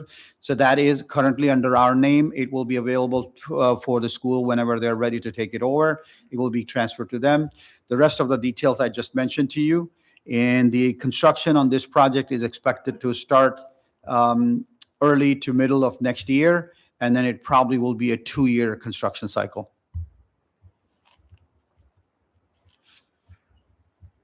The other, very far west of 143rd, Wilcook to Wolf Road, we are in the middle of that design. We were able to secure about $27 million from IDOT that will be going into construction, I would say somewhere around 28, 29. More than likely it will be 2028.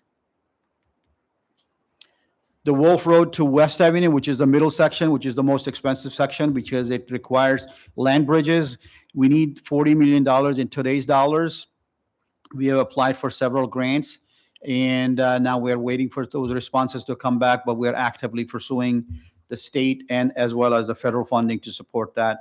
One of the key important element of all of these projects for many people in the room is the oak trees at the northeast corner of Wolf Road and 143rd will be saved. They will not be removed as part of the project. We have done special efforts, additional design effort, additional land acquisition to save those trees.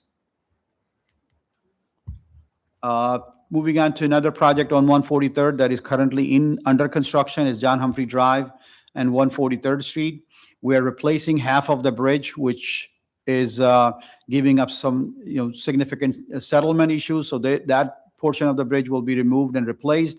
But the traffic intersection will also be completely redesigned with additional lanes, new traffic signal, new lighting, ADA connections. All of that will be done.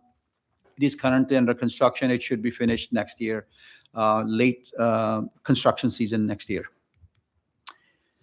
Here's another project. Yes.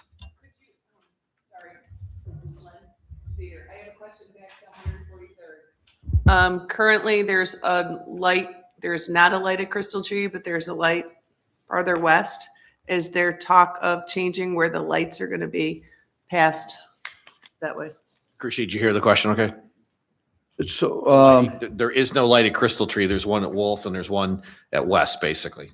And then there's Or, one at 108th. 108th. Yeah, 108th. There will be an additional light added west of Wolf Road at Creek Crossing. But I think she's asking specifically about Crystal Tree. Yes. Yes, there will be a new traffic signal there. Okay.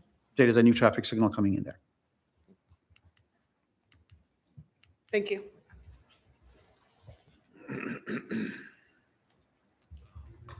Ted, could you move it forward? What do you want? It's not moving. That's your last slide. Okay, I'm sorry then I lost He's my an eye. engineer. He wants to keep talking. Trust me. Ravinia Avenue and 153rd Street roundabout. This is a brand new roundabout that is, again, in the final stages of its design. It will be under construction somewhere early next year. And it will probably take the whole of 2027 and maybe part of 2028 to complete it. But again, it will be very similar to the roundabout that you see outside of the Village Hall, full-sized, capable of taking 18-wheelers or our ladder fire trucks. Again, some adjustments has to be made. We have the utilities will be relocated. The wires and cables that you see, that will all disappear, and it will just be a very clean look at that location. Any, Kershid, can you go back to this, one of the slides where we talked about the path in McGinnis Slough? I don't know if most people know what's going on there.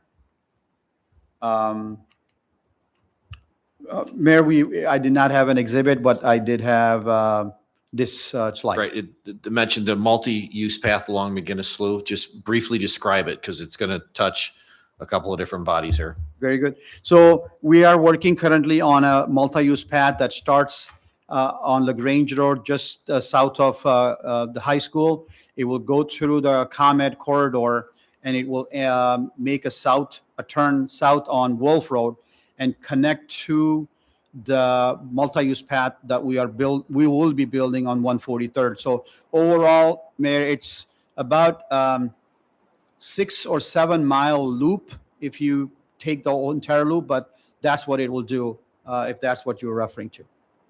Yeah, that's the one. So we can get everybody copies of the plan so you can kind of see what it does. So it'll come past Park.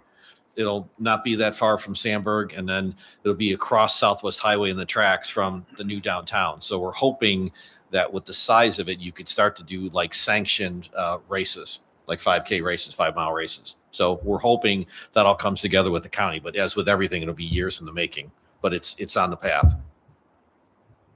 We have grants for the McGinnis Loop path, Mayor. I would expect 5 years, we should be able to walk on it. Any comments or questions for Kershid on these projects on 143rd? I'm glad we could work it out with 135. That we could get those projects to play well together in terms of getting all that work done and including some things in the state grant money we were getting. All right. Partnership Opportunities, Care Solis, presented by Jim Kulata, our Assistant Village Manager. Thank you and good evening. So recently the village entered into a 3-year partnership with a nonprofit called Care Solace. And what they do is they provide a comprehensive online tool that offers support for residents with mental health, medical, food, housing, and substance abuse needs.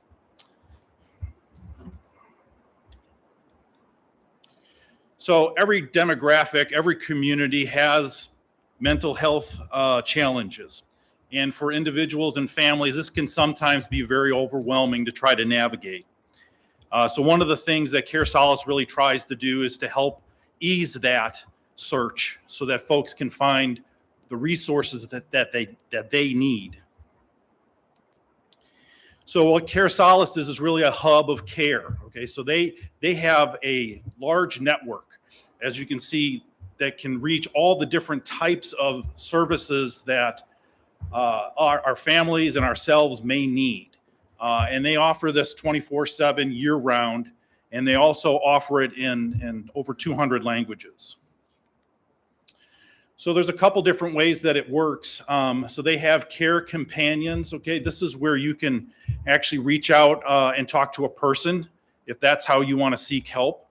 They also have a self-service tool online, which allows you to kind of go through a couple different questions and then find providers of these types of services that are local.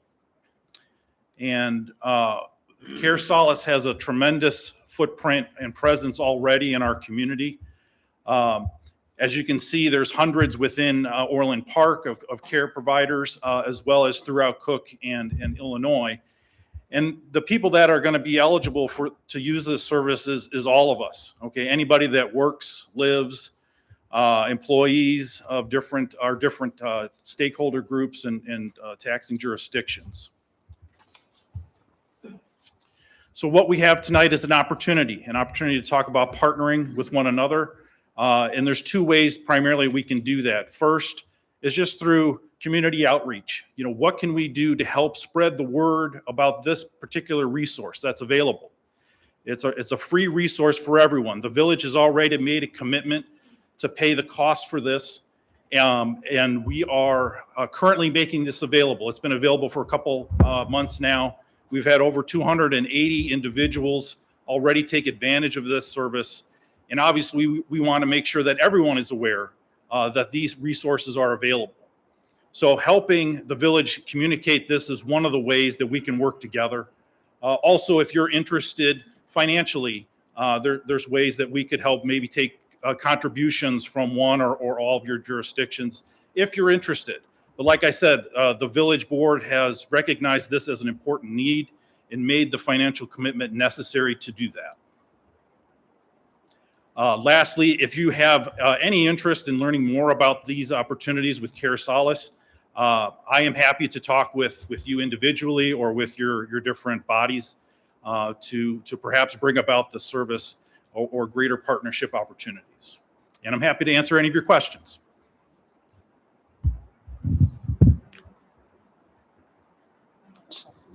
Hang on. Jim, how does this connect with people's insurance? For example, if they were to seek help, is it like a one-shot deal, or can they establish an ongoing, plan with a therapist, and how would it be covered that way? Right. So they'll provide assistance to those with coverage and without. Okay. Obviously, there's different resources and different avenues that they'll help facilitate. But either way, they'll work with providers and with insurance companies to kind of help make that connection, but also those that may not have coverage. Any other comments or questions? Okay, Jim, thank you. Thank you.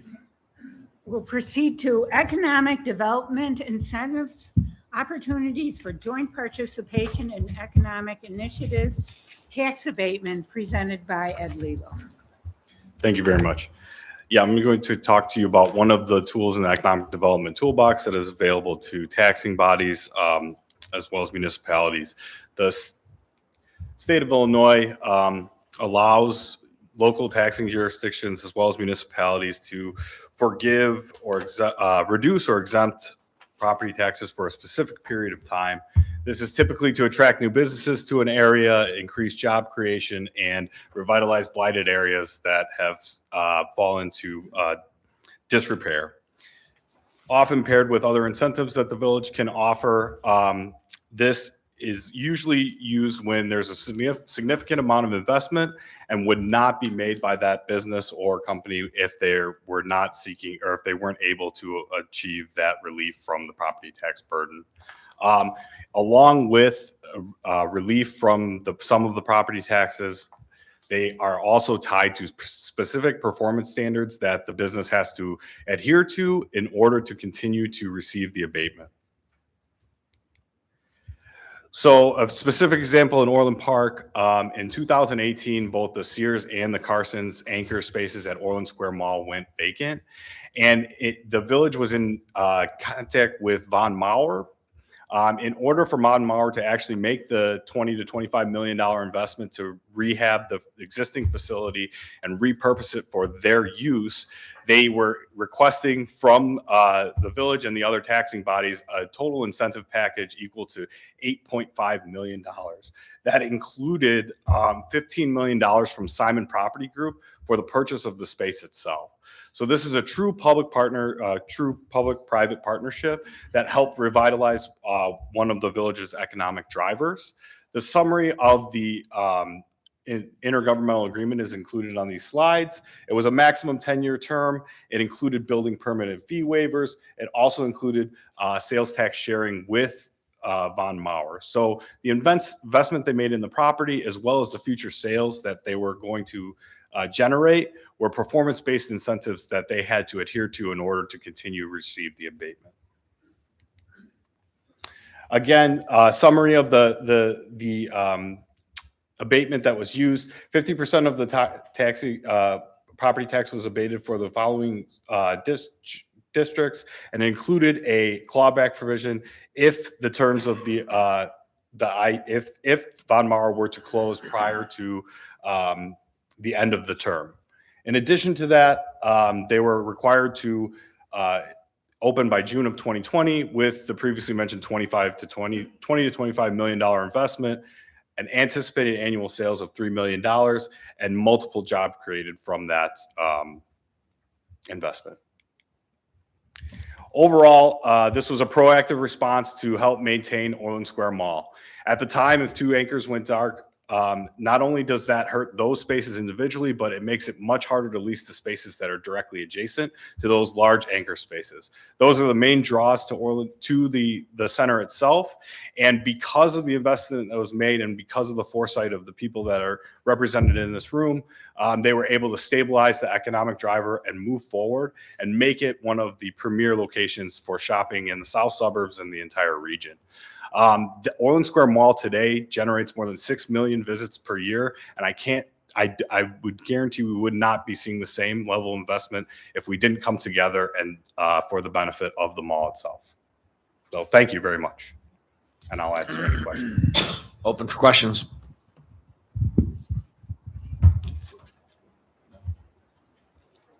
Alan?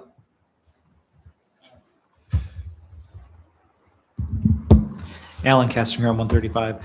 So are you planning on presenting at some point in the near future another tax abatement agreement for us to sign on to?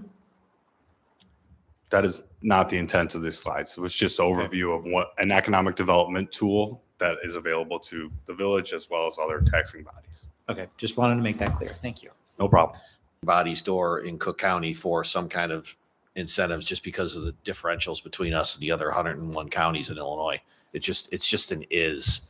So just wanted to kind of put it out there what that particular deal looked like. I have a question. Patty Thanos, District 135. So what happens at the end of the 10-year? So 2019, the 10-year term ends in 2029. So what happens at that year? Is that? So it would return to like the increase in you would receive the full amounts back. I'm sorry. So right now you're sharing 50%. You would receive 100% of the property tax coming from the store. And for the village's purposes, we would receive 100% of the sales tax after the term of the agreement. Okay. And I seen the school districts in that category together with Von Maur at 50% abatement. So is that the same 10-year term? Yes, the entire term of the IGA was 10 years. Okay. Thank you. Ed, can you go back to some of the terms? Go back one slide. Keep going. No, go back one more, right there. This one? Yeah, so, the tax abatement and the appeals process, they're locked up for 10 years. So I don't think that anybody who's been out here everybody does the whole PTAB thing. They're always trying to abate the taxes. And it kind of adds volatility to all of our numbers in terms of the revenue. So I think when the deal ends, they're released from not being able to go do appeals. Correct, Ed? That is correct. So there are certain performance or standards that they have to adhere to, and after the term of the agreement, they would not. Good question. go ahead. Oh, do you have a question, Lynn, or is? No, I said good question. There you go. Alan? Since I don't see anybody else jumping to ask a question, can you do a little compare and contrast here for us on this versus a TIF? Because I could imagine that someone could have made the argument back in 2018, 2019 that there should be a TIF for, where Von Maur was going in. And just, I mean, we've had a presentation of many projects with the village that are all going the route of having a TIF. So can you lay out what would be the arguments for doing a TIF versus the tax abatement? Between this and the next presentation, we'll get there. So go ahead and I was just going to say, first of all, I mean, Jeff is our TIF expert. He can probably lay that out a little bit better than I can. But I think a lot of it had to do with timing and the need to act quickly and having the ability to do those negotiations locally and have that without the need to do the public requirements that are needed for a TIF. That's what probably led to that decision. Yep. And so why don't we keep that question kind of top of mind, Alan, as we hear from Jeff, because that'll probably be a livelier conversation. Anything else on this particular incentive set? Good. Call the item. Okay. Current village incentive programs supporting local growth. First will be the TIF overview and the business district, both presented by Jeff Dickinson from SB Friedman Development Advisors. Hi there. Good evening. I guess to continue on the question and Ed's response, I think I wasn't working for the village at the time, but timing is very much a reasonable explanation. When we see abatements used, it solves a different problem generally. It's usually you're dealing with an end user, as the mayor said, whose property tax burden is too high. So that's an annual operating cost problem is what they bring to the community and say, look, we want to do this. We just can't pay those full taxes forever. TIF is a tool, and I'll talk more about it in a more organized way, that is usually a reimbursement tool to solve a capital cost problem. So it costs X to build, we can only rent it for Y, and we need a reimbursement for construction costs effectively, or development costs, to effectively lower the cost of the project to get better returns. So generally, abatements benefit the tenant, who is important, particularly in this situation, and a TIF deal usually benefits the developer, the construction event, to make that feasible. I think that's the one other way to think about it, but all that said is true as well. Hi, I'm Jeff Dickinson. Sorry, I just jumped right in. I'm with SB Friedman Development Advisors. We are the village's TIF consultant. We are a consulting company. We work for cities all over the country. We work sometimes for developers on these sorts of matters. We also do planning work, so I love to hear all the planning talk. And we work for nonprofits, institutions, but basically at the intersection of economic development and public policy. That's our area. I think there have been lots of good examples, and the case studies that staff folks have talked about in terms of planned TIF activity, I think are great. I'm going to talk more generally about the tool, how it works, and how it doesn't work, I guess, to a certain extent. It is a state-enabled power of municipal government, first of all. The framing goals of it are to eliminate or avoid blighting conditions, to foster economic development, and that could mean employment. It's flexible. It's a flexible tool, I guess, is probably what I should have led with. The state says towns, this is my interpretation, know what's best for their town, and we also know that certain parts of towns need special tools to make them work. The vast majority of Orland Park, the vast majority of Illinois is not in a TIF district. We do a lot of work, my firm does a lot of work on TIF districts, and they're usually in targeted areas. They're often downtowns that are struggling or nascent, as the case of Orland Parks, commercial corridors that are struggling, and industrial sites that are struggling. We don't do a lot of work around neighborhoods and subdivisions, but sometimes that's where the way that the tool gets used when there's an inadequate infrastructure challenge. So the state enabled it, and they said economic development is up to the local government to determine what that is. Grow the tax base is a core goal for all these things. You know, real estate development leads to taxes, which benefits all the taxing bodies long term. When a TIF district is in place, all the incremental property taxes generated within that area go to what is called the Special Tax Allocation Fund. That's controlled by the village board, and they again make future decisions about how to spend that money in service of reinvestment in a targeted area. We've talked, all these examples that are pending in the village are great examples of challenged sites. You know, I think someone mentioned Andrews, the site's been vacant for 15 years. Like, that's a classic. It won't happen. It's not happening. What do we got to do to make this go? And then the board decides, this board has not yet decided, but could decide this is a place that we want to intervene and put this tool in place to solve a long-term community challenge. TIFs last 23 years. They can be extended. They have been extended by an act of the legislature with the consent of all taxing bodies. That's the practice in Illinois. So the village board can create a 23-year TIF. If you want an extension, you have to come back to the taxing bodies and ask for support, and then take it to Springfield and get support. It's not, most towns don't plan to extend their TIFs, but they do get extended via amendment to the act. This is one illustration of how the money works in a TIF district. The first vertical line is the TIF adoption year. So to the left, we've got a flat line of gray revenues to taxing districts from this hypothetical TIF area. Generally speaking, we don't always see flat. We sometimes see numbers going down. You know, towns call people like us when things are going badly. They don't call us, what can we do to make our best subdivision better? And so that's a slightly, I mean, whatever, every district is different, but basically once you get to the first vertical line, the dark blue is the frozen value. So the county clerk takes a picture of taxable values at the point that the board approves the TIF district, and you all keep getting the taxes on the base. So that dark blue is continuing to flow as normal. Insofar as redevelopment leads to increased taxes inside of that boundary, those are the orange bars. Those orange bars go to the tax allocation fund, the special tax allocation fund that the village board controls.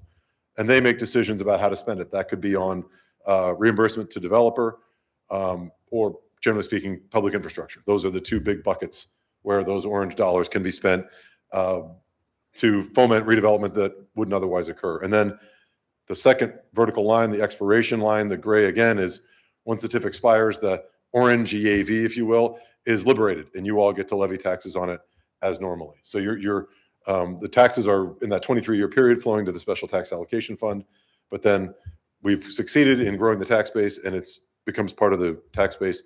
That orange is considered new growth to you all, so it's outside of the tax cap when it's released from the TIF. And so that's a step function in terms of revenues to the other taxing bodies and the village. I mean, they're one of the tax capped or you know, groups that can benefit from that released EAV. When should you consider using a TIF district as a tool?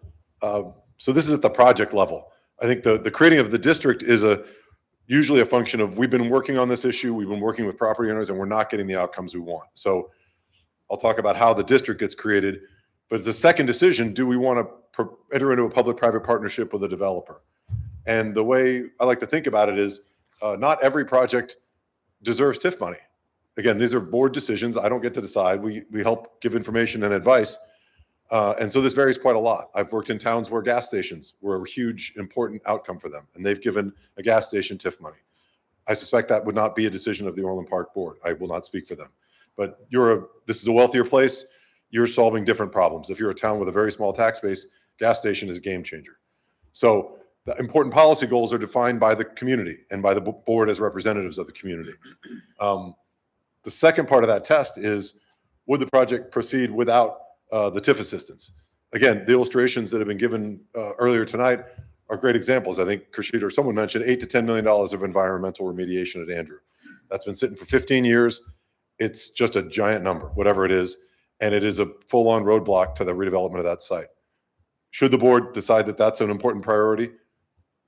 they can work with the developer to help pay for that extraordinary cost, essentially, or reimburse them for that extraordinary cost. But everybody's got to look, and when I talk to boards all over the state, I say we have to look ourselves in the eye and say, if you believe this redevelopment would occur without TIF, you should vote no. Like that is the question in your soul. If you, and I stand up and say, I don't think it will, but I don't decide. The board votes to approve TIFs, the boards that I work for. So, but we do analysis, we will bring information to that discussion. But ultimately, that's the most fundamental question. And if the answer to the question is the project wouldn't occur but for the TIF, this orange money that I was showing you just wouldn't happen. That's the fundamental premise of it. We could just stay in the gray and hope. Again, someone's deciding we might get the orange anyhow. That's a perfectly legitimate judgment call. If you've been trying for 15 years and it hasn't happened, and there's a bunch of other information, I get pretty comfortable that you probably should intervene. But again, that's a local decision ultimately. So I sort of talked about this already. At the point of creating the TIF district, the board must make a but-for finding on the area. So TIFs can be a parcel. They're more frequently a district. You've seen some of the maps today. They're usually more than one parcel, but we've done one-pin TIFs. And it was a cornfield turning into an industrial building, needed a big infrastructure extension. What is it going to happen without TIF? The answer was no, and the village created the TIF that I was working for, and they gave some assistance. So that's required by state law. The board has to conclude, but for the TIF, this area will not redevelop. What is the best practice, and what this board has directed us to help them with is project level gap analysis. So the district is eligible, but when the developer proceeds and says, I need a specific amount of money, I need $2 million. That is something that we work on helping to underwrite. Are they assuming reasonable rents? Are they assuming reasonable costs? Are they assuming reasonable phasing? Does the pro forma produce returns that are less than market? If those returns are less than market, we can feel comfortable saying they can't get a loan for that project. It's not an attractive enough investment. And so project level gap analysis is not a law, that's practice. That is best practice, and we think it's an important thing, but boards don't have to do that. That is the practice of this community for as long as I've worked for it, off and on over the years. It also helps define the structure. I think to your question, sir, about abatement versus TIF, what is the problem we're solving? In the course of our analysis, we begin to understand what the problem is. If it's an end user, single tenant, and it's, to the mayor's point, high Cook County taxes, and they could open the building or the store and pay 60% of the same taxes, that, what's the tool, and or if it's TIF, what's the structure of the assistance? Is it a check? Is it a sort of a long-term cash flow payment? So the analysis is helpful in a couple of different facets, and we think it's the right thing to do. There are rules in Illinois. Every state has different TIF laws, except Arizona, which doesn't have a TIF law. In Illinois, no village can use TIF funds to help pay for a new building. You can pay for the cost of rehabbing buildings. You can pay for all these other things, environmental remediation, again, the Andrews site, infrastructure. That's the case in several of the projects. The Ravinia extension is a perfect example. Without that road, that project doesn't go. Demolition, again, I don't know that we're paying for the demolition of the PDs too, the village isn't, but that would be a good cost. We're not doing that as I understand it. Soft costs, lawyers, consultants, those are legal. Detention ponds, things like that. That's a recurring challenge in the village, just given your geography. So this is the pile of good costs that we can work from with the developer to figure out how to structure the assistance, but we can't pay for their building. So we just have to work through that. And it can be the limit on how much money you can give them. There's only so many eligible costs in new construction projects. This is a little flow chart of how a TIF district gets created. On all the districts that have been mentioned today, we have begun work. So bubbles 1 is complete for most of them. 2 is close to complete for most of them. And then there's a process, as I think you all know. The report gets filed. There are many notices. There are 2 required public meetings, the Joint Review Board meeting and the public hearing.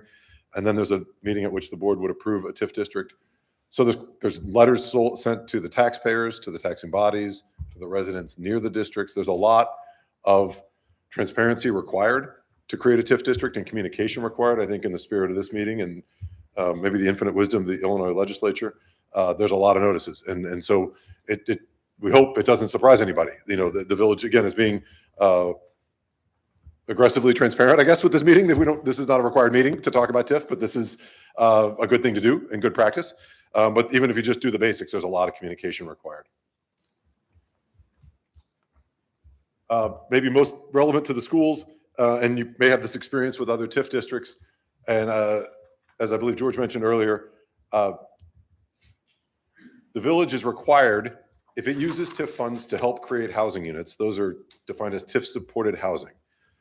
So houses just built in a cornfield, there's not relevant. But if we use TIF funds to support it, and I think in all the cases where there is housing, our expectation is those will be TIF supported units. The village is required, you're required to tell them how many kids live there every year, and the village is required to pay you.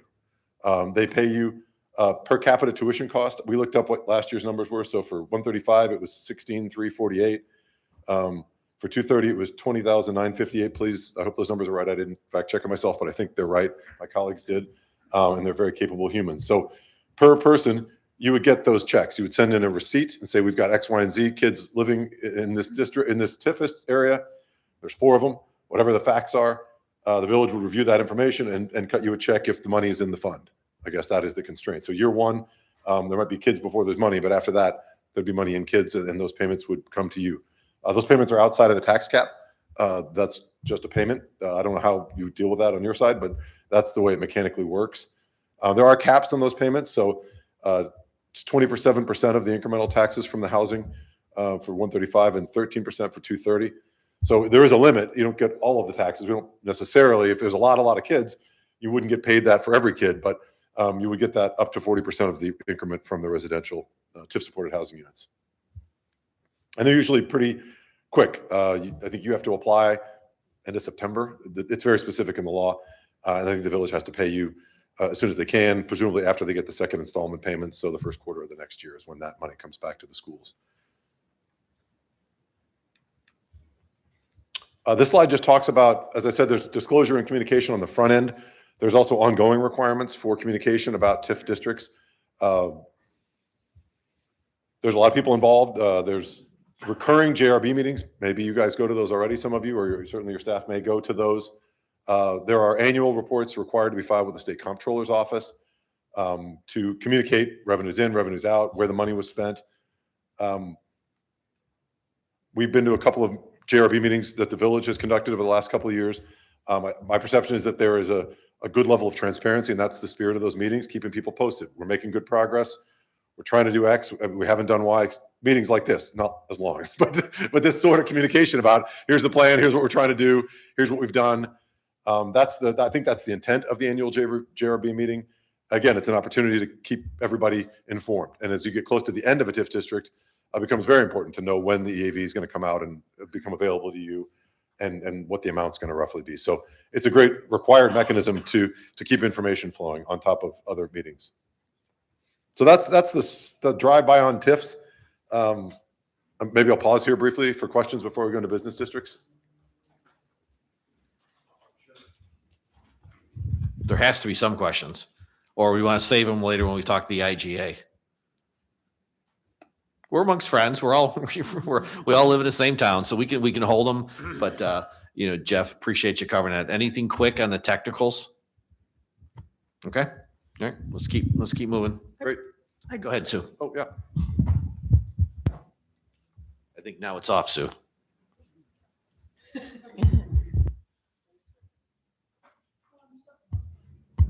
There you go. Sue Dalton of District 230. So what is the mechanism for the school districts to find if there are funds available?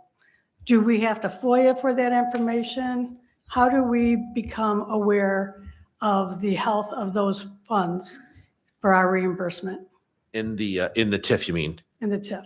That would be part of the annual requirements, correct? The annual meetings?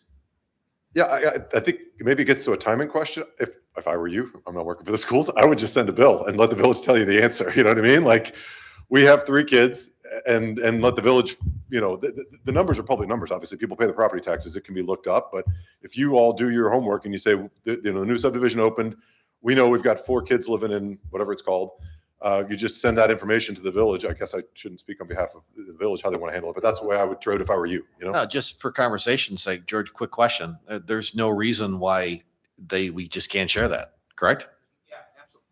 And I think you mentioned that it's shared during the JRB, but it could be just a timing issue. And later on, we're gonna talk about a proposed IGA TIF policy that will solidify exactly all of these mechanics so that it's clear for all parties. But I think unless, your attorneys, our attorneys, anybody objects to not doing it through FOIA, we can just make this a pretty simple, hey, can you send over these reports? There's no reason not to do that. Public documents, so. Thank you. I guess, and we don't have to sort this out today, but I think your bill to the village is due before we get our second installment payments, if that makes sense, for the tax year. And so we won't know the answer to the full taxes by the time they have to send the letter. So I think maybe that's what the IGA says. George, I haven't read it, but I think you'll have to bill us before we know the final answer for the year. And I think that's fine. We'll just sort it out based on what we have. We'll pay as much as we're supposed to. The village will. Okay. Right. I don't think there's any other questions. We'll take them back up in the IGA section. So Jeff and Ed and George, we want to keep this moving pretty crisply because I think there'll be some conversation around the IGA. So how do you want to handle, do we need to modify the agenda or just push on and tell everybody to do the quick version? Oh, the lawyer stood up. I'm in trouble now. So I understand. Mike, come to the microphone, please. Which ones are we taking off? Opportunity zone, enterprise zone, and county expenses. So what we'll need, Mayor, is since it's a village board meeting, we'll need a motion to amend the agenda. We're going to take off D, other village incentives opportunity zone, 2, enterprise zone, and 3, Cook County property tax incentives. So I'll need a motion to amend the agenda, taking those off the agenda, please. Trustee Leafblad, I move to amend the agenda as stated. is there a second? All right, call the roll. Trustee Leaflet. Aye. Trustee Lawler. Aye. Trustee Katsinas. Aye. Trustee Lawrence. Aye. Mayor Dodge. Aye. Amended. All right, Jeff, so this is the elevator version. You got it. It's like Cliff 3 notes on business floors, districts. 20 seconds. 20 seconds. Different kind of district. It's funded through an increase in sales or hotel taxes. It is a more flexible tool. You can pay for the buildings if you want to. This is the process. It's simpler than TIF, even though it may not look like it from this chart. That's it. We're using it in downtown Orland Park as one of the sources to help pay for that. So there's one in place in the village right now. All right. Was that fast enough? Good. All right. And obviously we'll share out all this information. More than happy to extend the conversation, so I think, just want to keep flowing the information. Ed? Okay. Ed will be speaking on sales tax sharing agreements.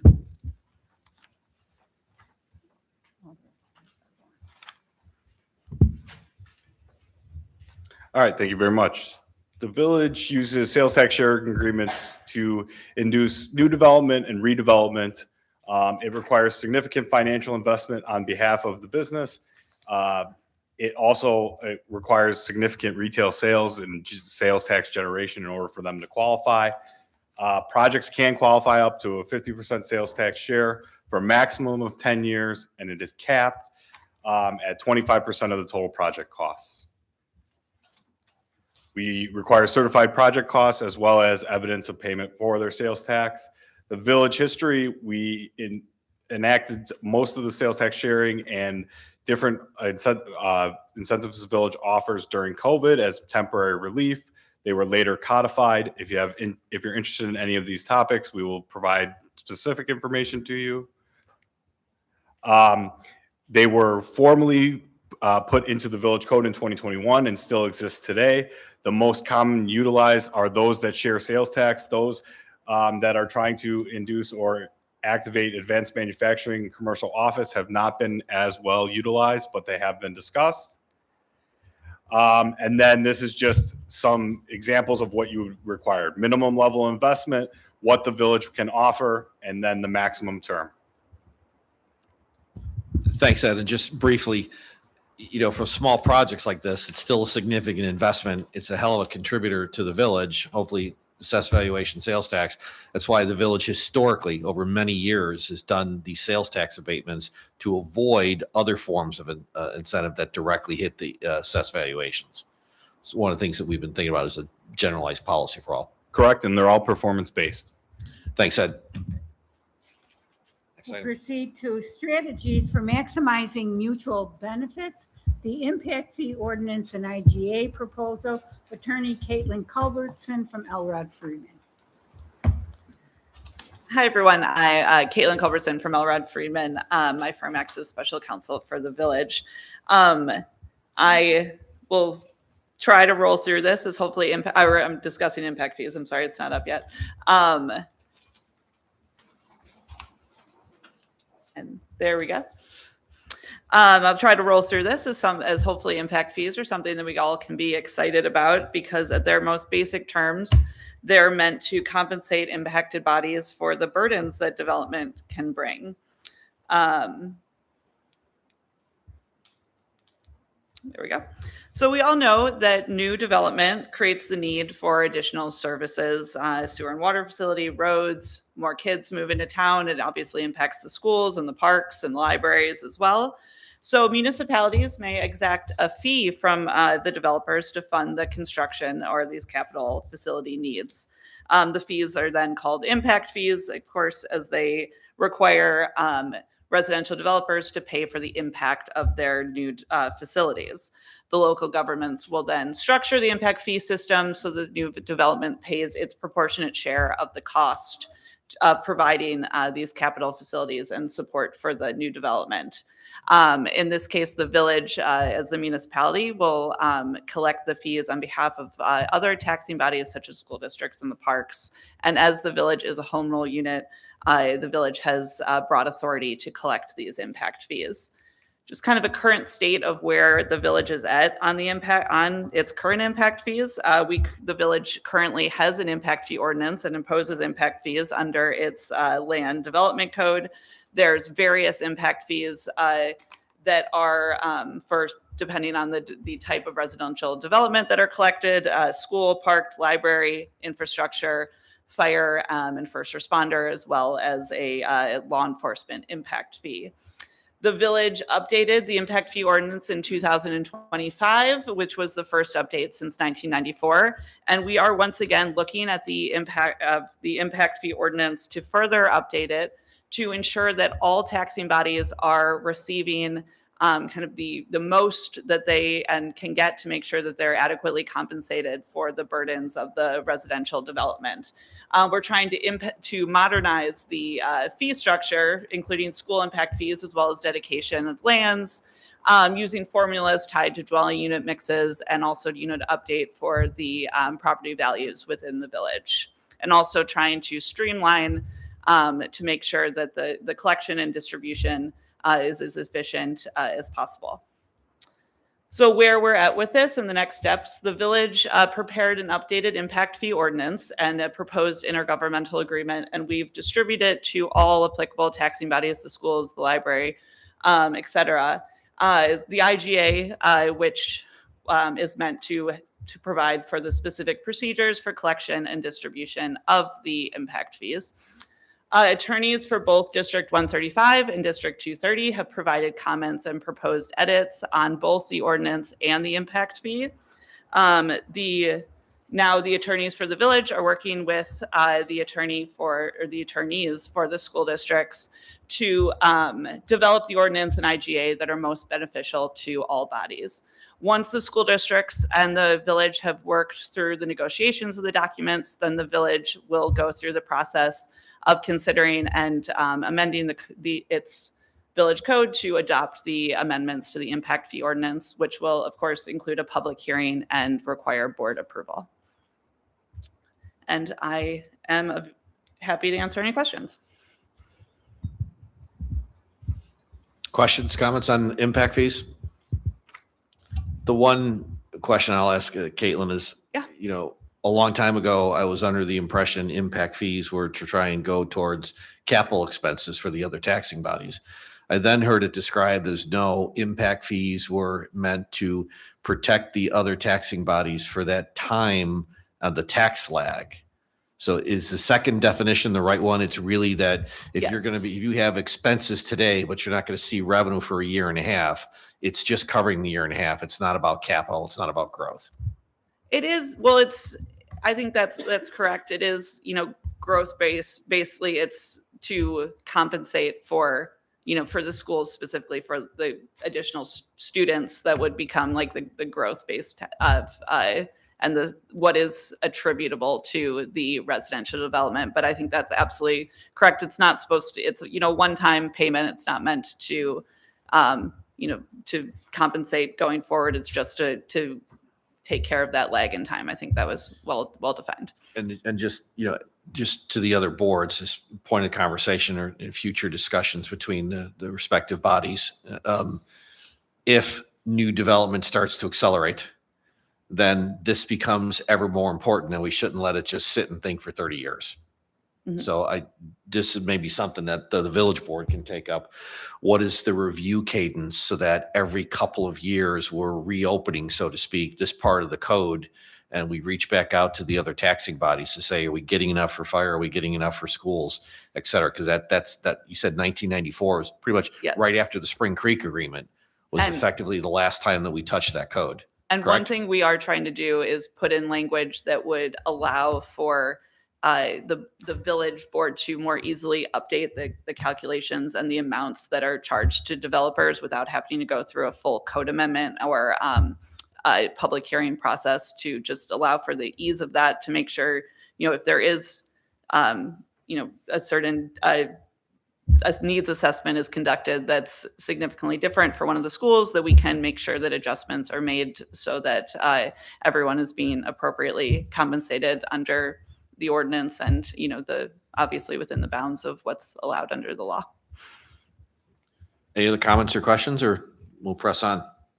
I just have a question. Go ahead. This is Patty, District 135. Just the school district or the school impact fees, is that payable to the district or payable to the village? I kind of got mixed up. So we would, it would be, the developer would pay it to the village, that would then, through the IGAs that we enter into with the school districts, allow for the payments to be made from the village to the school districts, and for the distribution of those funds, to make sure that everyone's getting the appropriate compensation, all the different bodies that are impacted and under the ordinance would get a share of the fees.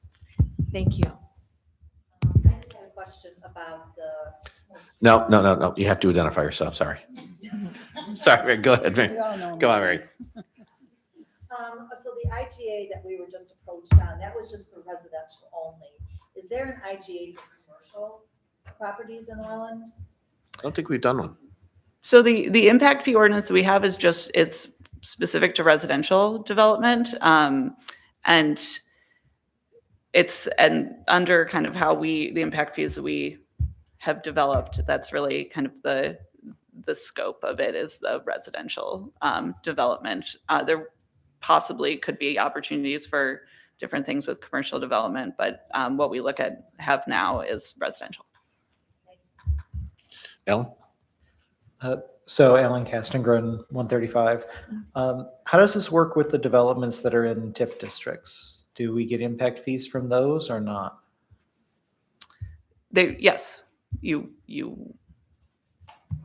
would, unless there's some sort of other agreement in place. But just basic TIF development comes in, it would still have required the impact fee. Okay. All right. We set with this one? Thanks, Caitlin. All right. Thank you very much. IGA tax increment finance policy, and presenting that is the village manager. So this is the last formal presentation, and I mentioned this already. What we're proposing is an IGA for basically a best practices IGA that all of the taxing bodies can agree on how and when a TIF is an appropriate vehicle for development, for economic development. So. And we've kind of talked about this for a little bit, but it requires, what we would all agree on is that the village would look at establishing a TIF only when it meets the but-for test. Jeff mentioned that. And the but-for test is, but for this TIF, this development would not happen. So we all agree that the timing of new TIFs would depend on whether they actually meet those qualifications. We learned a lot from the Main Street Triangle TIF. There was a disagreement about per pupil reimbursement. Jeff mentioned that the TIF, the state TIF ordinance, state TIF Act requires per pupil reimbursement. And it's clear as the Mississippi on how and when that can happen. So one interpretation is if the entire district, school district, saw school enrollment increase because of this development, then their per pupil reimbursement would apply. Another interpretation is within the individual TIF district, if there are any students, then they're per pupil. The proposed IGA would clarify that once and for all, and it would say that anything within the TIF district would be the per pupil reimbursement would apply. So as the village now is going and doing its financial analysis on all the various TIFs, when there's a residential component, it is calculating worst case scenarios and setting aside 40% of the increment. Again, worst case scenario, 40% of the increment that could go back to the school districts as a per pupil reimbursement. So that was a lesson learned, and that's why we want to codify, our understanding of that. And this is, yes. Chris Kasmer, District 230. Can you clarify the 40% again? Yeah. So, and Jeff can make sure I'm not lying, but state law, it would be counterproductive, right? If you can do 100% back to the schools, because then there is no incentive at that point to assist with the development. So the most that the schools can get back in a per pupil reimbursement is max 40%. Right. It's 40% of the incremental property taxes from TIF supported housing. So if in a simple model, let's say the TIF fund gets $10,000, there's one house and there's $10,000 of incremental property taxes flow into the TIF fund. $4,000 could come back in the TIF payment. $6,000 stays for the village to do what they want. And that obviously scales up, but that's the basic of it. So 40, and so you send your receipts, we add up the kids, we do the math, and we say that in that hypothetical, it's $3,600. We pay you $3,600. It's $4,752.63. We pay you $4,000. That's the way the 40% works. But it's incremental property taxes from the housing. So if there's residential in the TIF or retail in the TIF, that's not subject to this. So we do the math on the taxes from the houses. I don't know if that helps. So we would get 100% of our per pupil reimbursement so long as that did not exceed the amount of money that was set aside from the TIF increment. Correct. You get 100% of your per pupil costs subject to a cap of 40% of the incremental taxes from the houses. That's exactly right. Chris, great question. Just to let's get it all clear. Thank you. So I think we've heard some of the advantages of TIF. I mean, right now, as far as economic development incentives, TIF is the single last greatest program that's out there to incentivize economic development. I mean, and especially in Cook County, right? I mean, right across our border here in Will County, somebody can go in and develop for much cheaper, pay less property tax. I think the mayor has even used this example of Costco. Costco in Orland Park pays $800,000 in property tax. The Costco in Oak Brook is less than $200,000. So they're similar. So we are we're swimming upstream as far as economic development. And what happens if we don't get the economic development? Well, little by little, that impacts everybody, not directly, but we see deterioration occur then, or lack of growth. And that does impact all of us because property values could potentially go down as well. There are bad TIFs. There are bad TIF districts, right? They don't meet the but-for test.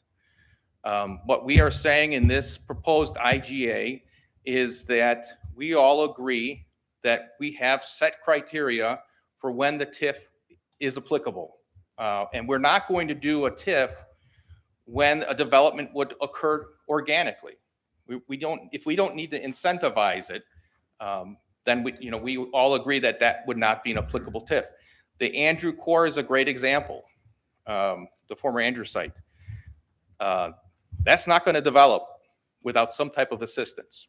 There are no grants for environmental remediation for private property. So it won't see anything. It will just languish.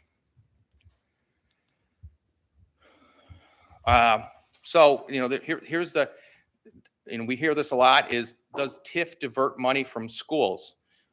Well, it won't divert money from schools if nothing happens, right? If there's no development, like Jeff showed on his entire chart there, the amount of EAV that's being collected in any given year would just continue on in perpetuity without any kind of growth. So once a TIF is established, whatever that base EAV is stays in place for 23 years or less.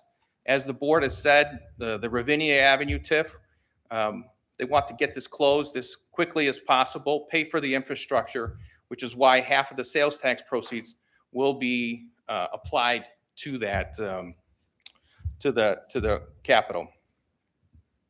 We talked about the per pupil reimbursements. We would codify that into this policy.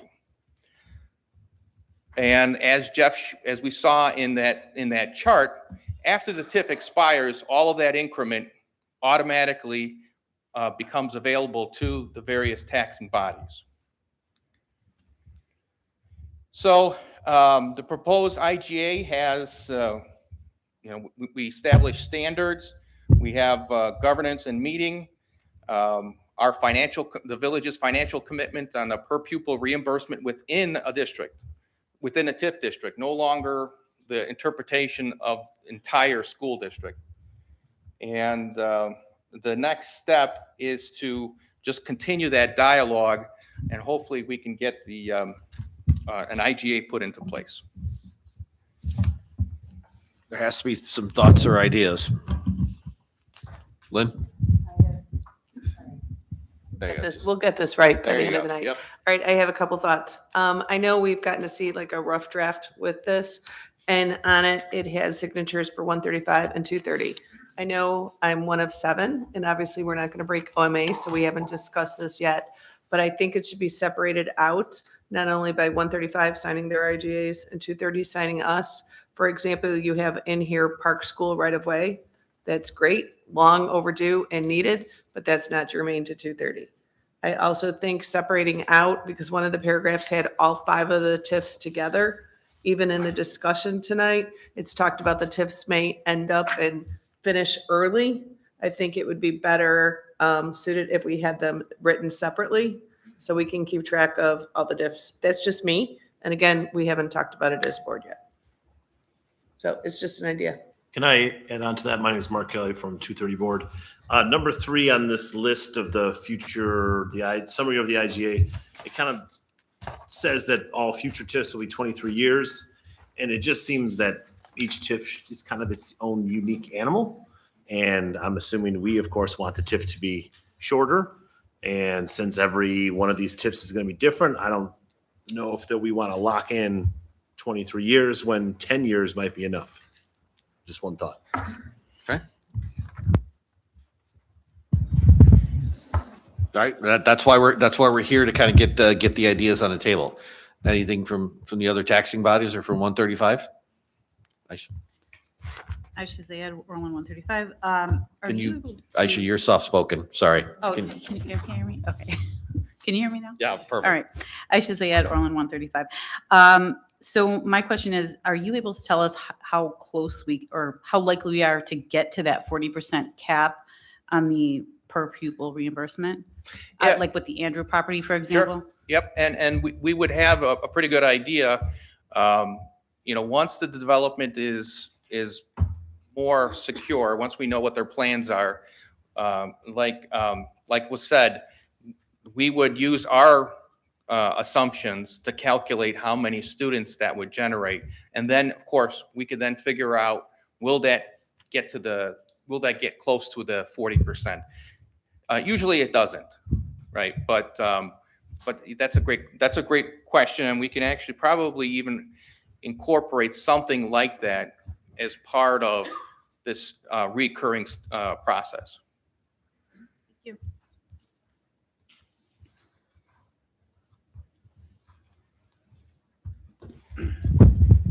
Oh, I'm sorry, go ahead.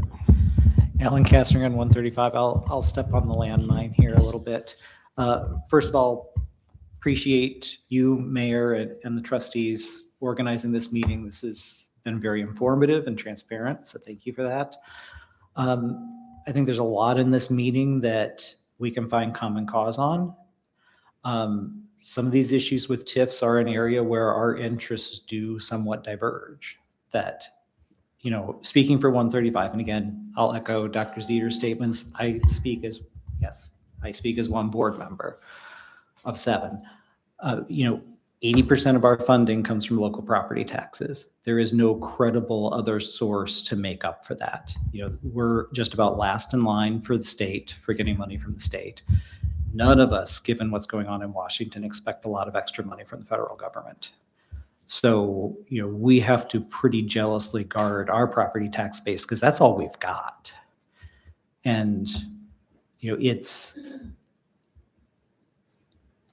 I think we need to think carefully about how do we make this so that it is a win-win for the different taxing bodies, because, if this is something where things are locked up for 23 years, it makes it very difficult as a school board member to tell my constituents, yes, this is a good thing for the school district. Just,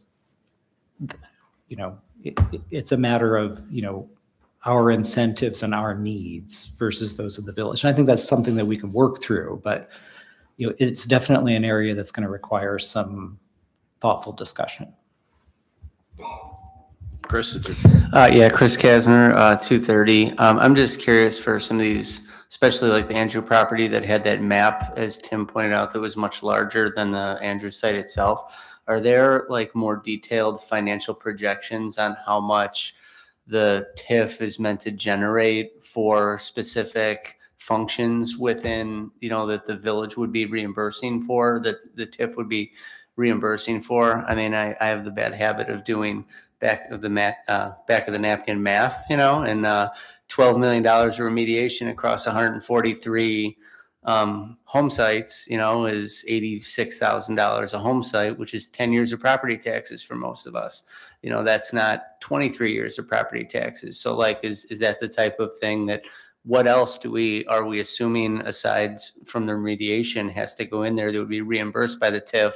Why it needs to be beyond 10 years? Or, what other things are we factoring in as costs that the TIF would reimburse other than the remediation? I don't think any reason, George. I would.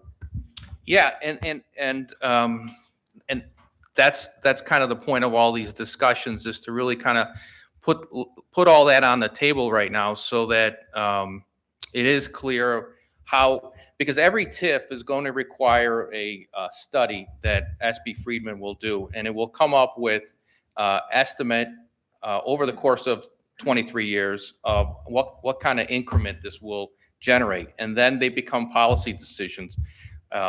Do we just do this one project and then we close the TIF, or are there other projects within that TIF district that we may want to consider? So the great thing is that as these TIFs are being contemplated, this study gives us a lot of good information, And there are going to be all of these additional opportunities to kind of go through these and say, you know, we encourage you to, like village, we encourage the village to close the TIF earlier, or you know, give us a commitment generally on when you're going to end the TIF. So, and each one is different. Each one has different circumstances. Any other comments? Because I think we've heard a couple of specific ideas, George, so we kind of keep working that through the discussions at the staff level. Yes. On terms of these things, you know, and we'll keep looking at it. And one of the things I think, you know, if the rest of my board would like to jump in here, kind of wanted to make sure that we communicated pretty clearly. The goal is, while we try to finish Orland Park, right? How do we do that so that you get the economic development, given that we're in Cook County and we don't hurt the schools and the other taxing bodies, because that all adds up to quality of life and why people come to Orland Park, right? We're all, I think, pretty much in agreement on that piece, that it's the totality of what the community represents. So that has all these moving parts. So, you know, the comments, Lynn, Alan from the other board members, yeah, we're here to talk about it for exactly that reason, and get all the issues on the table and figure out a path through this. So I don't know if there's any of the other trustees who want to speak. John, I can pass you a microphone. All right. See? Good. Okay. So George, action steps then coming out of this would be, we continue the conversations with staff and the attorneys, and then I guess for Lynn and Nikki, your boards will take up these kind of conversations and keep us posted. And then Ken, Lena, I don't know if this is going to be on a township agenda anytime soon or with the fire district, but you know, we need the feedback and the input. That's why we try to have everybody at the table. So, and Moraine and water district, because we want some grants in the water district, by the way. Any other, before we wrap up, any other comments from the folks in the room? And I think we need technically to ask if there's any comments from the public. Is there any members of the public who would like to address Orland Park Board? Okay, last chance. Any other comments, or do we all want to get out of here before the next blast of rain comes? You know, Lynn, thank you for everybody that's here. I echo that. I'm sorry, Ish. So I had one question. I was just wondering, when we were looking at all of the recreation stuff, is there, you know, a public servant discount that is extended to our staff? Like because I know that the village staff gets a discount. I thought we did that can be for, extended that was part of our policy, right? If you worked in the village, right? I thought there was as well, but I can double check. Well, that would be a great idea to put into an IGA. No, I'm glad you brought it up. That's something we could talk about, because I'm pretty sure you guys might be the biggest technical employer in town in terms of head count. And so, yeah, happy to have that conversation, because we'd rather get the usage for the facilities and people working here. It's important. So it's a good idea. Yeah, there you go. Say again? Well, I guess a quick, you know, we certainly could. Maybe we reach back out to all the bodies. This was a format. We obviously have some audio visual issues to try and work out. Room seemed to be okay. You know, so happy to evolve the idea. Yeah, I know. We need to technically do. Yeah, well, we can do a motion to change the agenda. It's like, yeah. No, any next steps in closing remarks? That's it. Because we've covered open forum and public. Well, hang on. Is there anybody one more time in the public who'd like to address this board? Okay. Now, next steps in closing remarks. Summary of meeting outcomes, action items and responsibilities, and scheduling of the next annual. All right, so we're going to do this simply. So I don't know if this is a good format for us to pick a date 1 year from now for this big of a group. So we'll reach out, George. You'll reach out, the village will reach out to all the bodies that were here tonight, and we'll figure out what that date looks like. The thing I'd also like, George, for you to follow up on is ask everybody's ideas on how we do this better. Is there literally a better way to structure this conversation? We thought it would be helpful to get it all out there and get some ideas on the table. Do we keep doing this as a Village of Orland Park meeting? You guys 2:30 host a meeting and we show up and you're running it. Happy to flex the idea. So that's the other question, George, we'd like to pose. Or let 135 run it. All right. So the pizza expense is on you next. Well, happy to rent you the room, right? The pizza. Yeah. And so George, are we clear then on our action steps? Okay. Mr. Mayor, Trustee Leafland? I move to adjourn the meeting. I second that. All right. Motion and a second. Call the roll, please. Trustee Leaflet. Aye. Trustee Katsinas. Aye. Trustee Lawrence. Aye. Trustee Lawler. Aye. Mayor Dodge. Aye. All right. Thank you, everybody. We are adjourned. Wait. Oh, I'm sorry. You guys have to take rolls, yeah? Okay. Roll call for 135. Are we roll calling or are we just eyeing to adjourn? Here. Aye. Aye. Aye. Aye. Aye.